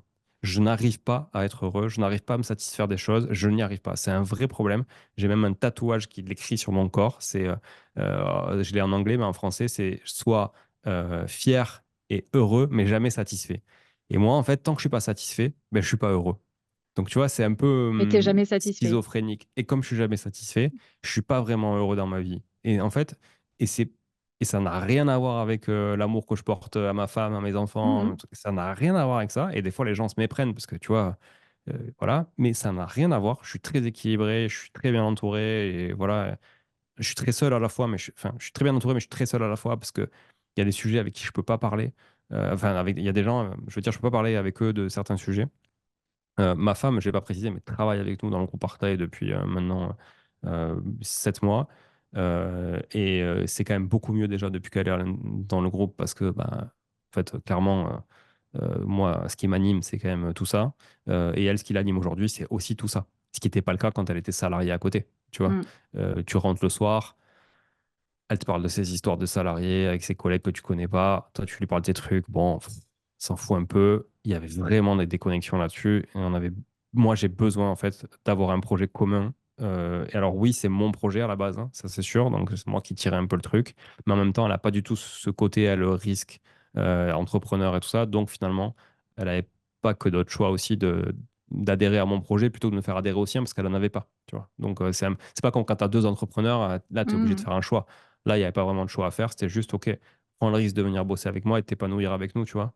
Et au final, elle se régale. Et elle m'a dit un truc même, tu vois, récemment, que je pensais pas qu'elle dirait un jour. Elle m'a dit, c'est chiant, on en chie, mais on sait pourquoi on le fait, tu vois. Et maintenant, elle est consciente de ça.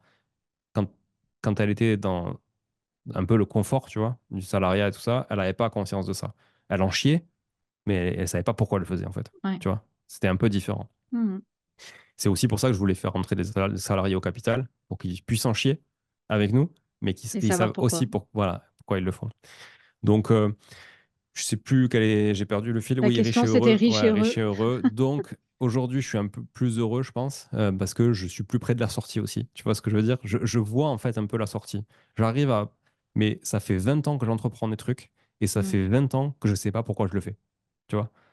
Et je pense que tant que t'as pas un peu cette lumière là au bout du tunnel, tu vois, t'arrives pas à savoir trop pourquoi et à te rendre heureux des choses que tu fais. Et j'ai jamais été le mec qui arrivait à célébrer, tu vois, les victoires. Pour moi, une victoire, c'était normal. Tu vois, l'échec, Ouais. c'était anormal. La victoire, c'était normal. Donc, si la victoire pour toi, c'est normal, pourquoi tu vas célébrer un truc qui est normal? Tu vois? Donc, et voilà, pour moi, c'est l'exceptionnel qui est anormal. Et aujourd'hui, tout ce qu'on fait, je trouve que c'est pas exceptionnel. C'est juste qu'on a ce qu'on est capable de faire. Donc maintenant, on doit être capable de mieux, d'aller plus haut. Et je pense que on sera riche d'expérience, ça c'est sûr. Pour reprendre ton podcast, riche d'expérience, c'est sûr. Riche d'apprentissage, riche d'épanouissement personnel, clairement. Si à la fin, on n'est pas riche financièrement parlant, est-ce que ce sera vraiment le sujet? Je crois pas. Tu vois, Mhm. je l'ai fait plein de fois dans ma vie. Je me suis cassé la gueule. Je suis reparti de zéro 10 000 fois. Ça ne m'a pas empêché d'être épanoui. Pas forcément heureux, mais en tout cas épanoui. Tu vois, voilà. Et ce qui est sûr, c'est que voilà, je fais la différence entre, je pense, épanoui professionnellement et personnellement et heureux au sens large. Tu vois, j'ai pas trouvé encore cette définition, en tout Ouais. cas, qui m'appartient. Tu vois, voilà. Donc, riche de plein de choses, oui. Heureux, pas encore, je crois pas, mais de plus en plus. Mhm. Eh ben, la dernière question, c'était, je te laisse le mot de la fin, si tu veux rajouter quelque chose qui t'a inspiré et qui pourrait inspirer quelqu'un d'autre. Je vais quand même te la poser, mais juste avant, en fait, ta définition de ça, de riche et heureux, eh ben, en fait, j'ai la même. Tu viens de mettre des mots, en fait, sur ce que je ressens et ce que je parlais la semaine dernière avec Denis. J'étais dans un coup de déprime et c'est ça. C'est je sais pas où je vais, je sais pas ce que je fais. Je me sens pas bien. Je fais plein, enfin, je fais des trucs. Je sais quand même pourquoi je les fais. Je veux dire, là, je suis en train de trimer dans un CDI de merde. Je sais que c'est parce que j'en ai Je besoin sais, pour hmm, investir. Je sais que j'en ai hmm, besoin pour ça. Enfin, je vois le chemin, je le fais, mais voilà, je j'arrive pas à me satisfaire de certaines choses. Je suis assez aussi perfectionniste, même si j'essaye de me dire que mieux vaut fait que parfait. hmm. Mais du coup, voilà, sache que pour moi, ça, c'était ton mot de la fin. Ça, tu n'es pas seule, je ne suis pas seule. Ça fait plaisir de voir Bah, qu'au tant mieux, final, non, mais quelqu'un écoute, a ça un fait. peu les mêmes connexions dans son cerveau que moi. Non, non, mais ça me fait plaisir, écoute, que ça te serve en tout cas. Voilà, Ouais. mais je suis aussi content de. Enfin, je le sais, hein, que je suis pas le seul à être comme ça, mais Mm. on est une minorité. Voilà, c'est vrai qu'il y a beaucoup de gens qui se satisfont de pas grand-chose et moi j'ai du mal et je les admire. Franchement, je les admire. Voilà. Ça, et on parlait de passion tout à l'heure, et moi, enfin, qu'on était des gens passionnés, mais j'arrive pas à te dire si enfin, tu me demandes c'est quoi ta passion, Mm, j'en ai pas en fait. mm, mm. Je fais les choses passionnément, mais je n'ai pas de passion. Ouais. Et des fois, je me dis, mais ça serait tellement plus simple si, voilà, ce truc me passionne et je kiffe et je le fais à fond et tout, mais en fait, donc voilà. Donc merci déjà pour ça. Bah, Et avec puis, plaisir. je te laisse quand même le mot de la fin si tu aurais quelque chose à Non, rajouter qu'on n'a pas le, abordé. j'ai pas. Je vais reprendre quelque chose que j'ai déjà dit dans l'épisode, mais je pense que dans tous les domaines, il y a une règle qui est valable. Et d'ailleurs, même dans la conduite, dans tout, c'est la prime à l'action. Et c'est vraiment d'être active et d'être actif et de prendre des initiatives vous mènera toujours plus loin que d'attendre que quelqu'un d'autre le fasse à votre place ou que d'attendre tout simplement juste meilleur moment, meilleur augure. Je sais pas. Mais en tout cas, passez à l'action, ça c'est certain. Vous ferez toujours, toujours la différence, même si vous vous cassez la gueule, mais vous ferez toujours la différence sur quelqu'un qui ne passera pas à l'action. Et mon deuxième conseil, et Dieu sait, je ne suis pas croyant, mais Dieu sait que c'est quelque chose qui a été difficile pour moi et ça l'est toujours encore aujourd'hui. D'ailleurs, tu le vois avec toutes les multiples activités que j'ai, c'est de ne pas se disperser. Et moi, je m'anime de multitudes de projets. Je ne peux pas discuter que d'un seul sujet toute la journée. Je ne sais pas faire. Je suis quelqu'un de complètement désorganisé. Tu vois, mon bureau, c'est un vrai bordel là. Tu vois, même le studio autour, on voit rien là, d'autre que ça, mais c'est le bordel partout. Et je ne sais pas me concentrer sur un truc pendant 10, 15 minutes. C'est pas possible. Je suis obligé de faire un truc. Et je parle même pas du téléphone, hein, parce qu'avant le téléphone, c'était déjà pareil. Tu vois, alors le téléphone, c'est pire parce que tu as une notif, tu regardes, nanani. Mais voilà. Mais c'est ma façon de faire. Et ça veut pas dire que ça correspond à tout le monde. Donc, je suis pas du tout un mec organisé. Mais si vous ne l'êtes pas, c'est pas très grave. Il y a des gens qui sont faits pour ne pas l'être. Il faut juste être suffisamment à l'aise avec le sujet et arriver à tout pouvoir gérer. Mais moins vous vous dispersez, et plus ce sera facile quand même, je pense, d'arriver à vos buts, à vos objectifs. Et ça va avec un dernier conseil. Tu vois, j'en aurais fait trois pour le prix d'un. Ça va avec un dernier conseil qui est la persévérance. Soyez persévérant. Ça aussi, c'est un échec que j'ai vécu plusieurs fois dans ma vie. J'ai monté plein de business et je me suis ennuyé tellement vite qu'à chaque fois que j'en montais un, je l'arrêtais au bout d'un an et demi, etc.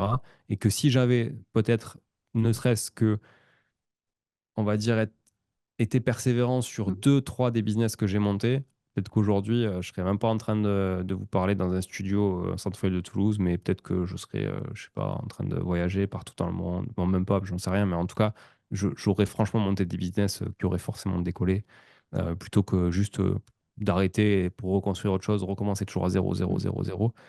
Ça, ça m'a appris plein de choses, mais je pense que ça a repoussé un petit peu mon Graal, tu vois, et cette lumière au bout du tunnel, ça l'a repoussé un peu loin. Et ce qu'il faut pas oublier, c'est que je sais pas quelle est, tu vois, l'audience moyenne qui va nous regarder ou qui va écouter ça, mais l'âge en tout cas moyen. Mais ce qui est sûr, c'est que aujourd'hui, à 40 balais, je suis quand même bien plus rincé que je l'étais à 30 ans. Et donc, j'aurais préféré faire ce que je fais aujourd'hui, il y a 10 ans, parce que j'aurais pu le faire encore plus fort et j'aurais pu en profiter encore plus tôt. Voilà. C'est exactement ce que j'ai dit la semaine dernière à mon mari. Ah ouais, et voilà. T'as écouté, t'as mis un micro. Ah non, non, non, mais tu pourras lui faire écouter, tu diras que t'es pas seul. C'est ça. Ah, Tu vois, je suis pas folle, je suis pas la seule. Ouais, c'est typiquement l'image, là, ce que tu dis, la dernière chose qu'on voit souvent passer, là, du mec avec sa pioche, là, qui creuse et il y a deux personnes, il y en a un et il creuse et il s'arrête, il fait demi-tour, alors qu'en fait, il y a les diamants juste derrière, il ouais, suffisait d'un petit coup de pioche ouais. supplémentaire. Et c'est ça. Voilà. Et ça, tu dois le faire aussi souvent quand tu es entrepreneur et que tu veux entreprendre quelque chose, tu dois le faire gratuitement. Et moi, j'ai vendu mon temps de manière gracieuse pendant des années, des années, des années. Aujourd'hui, je continue encore à donner beaucoup, beaucoup de mon temps euh, pour rien recevoir, tu vois, en échange. Mais c'est pas grave Mais c'est parce pas ce qu'en que fait, t'attends. non. Puis tu es obligé de le faire quoi qu'il en soit. En fait, il y a des choses que tu es obligé de faire, il y a du temps que tu es obligé de perdre. C'est comme ça. J'ai monté des dossiers, j'ai monté des projets qui ne sont jamais sortis. J'ai fait designer, j'ai payé des sites internet, j'ai trouvé des sourcings, j'ai fait des catalogues produits pour des sites que je n'ai jamais sortis parce que finalement le timing n'était pas bon, parce que finalement je suis passé à autre chose entre-temps. Ben, c'est comme ça. Voilà. T'essayes, t'essuies des plâtres, tu dépenses, t'investis, et puis un jour ça paye ou pas. Mais en tout cas, plus t'essayes, plus t'as de chances que ça paye. On va s'arrêter là. Voilà, Très c'était le beau mot de mot la de la fin. fin. Merci Aurélie. Ben, merci à toi. Et puis, en espérant te recroiser dans la vraie Bah, vie. il n'y a Euh, pas de raison que ce soit pas le cas. avant que tu partes, ou alors sinon, ben, j'irai te croiser là-bas. Voilà, Canada, ça te changera de l'Argentine, hein. C'est pas le même Ça fait. climat. Ouais. Merci à toi. À Merci, ciao, bientôt. ciao. Ciao.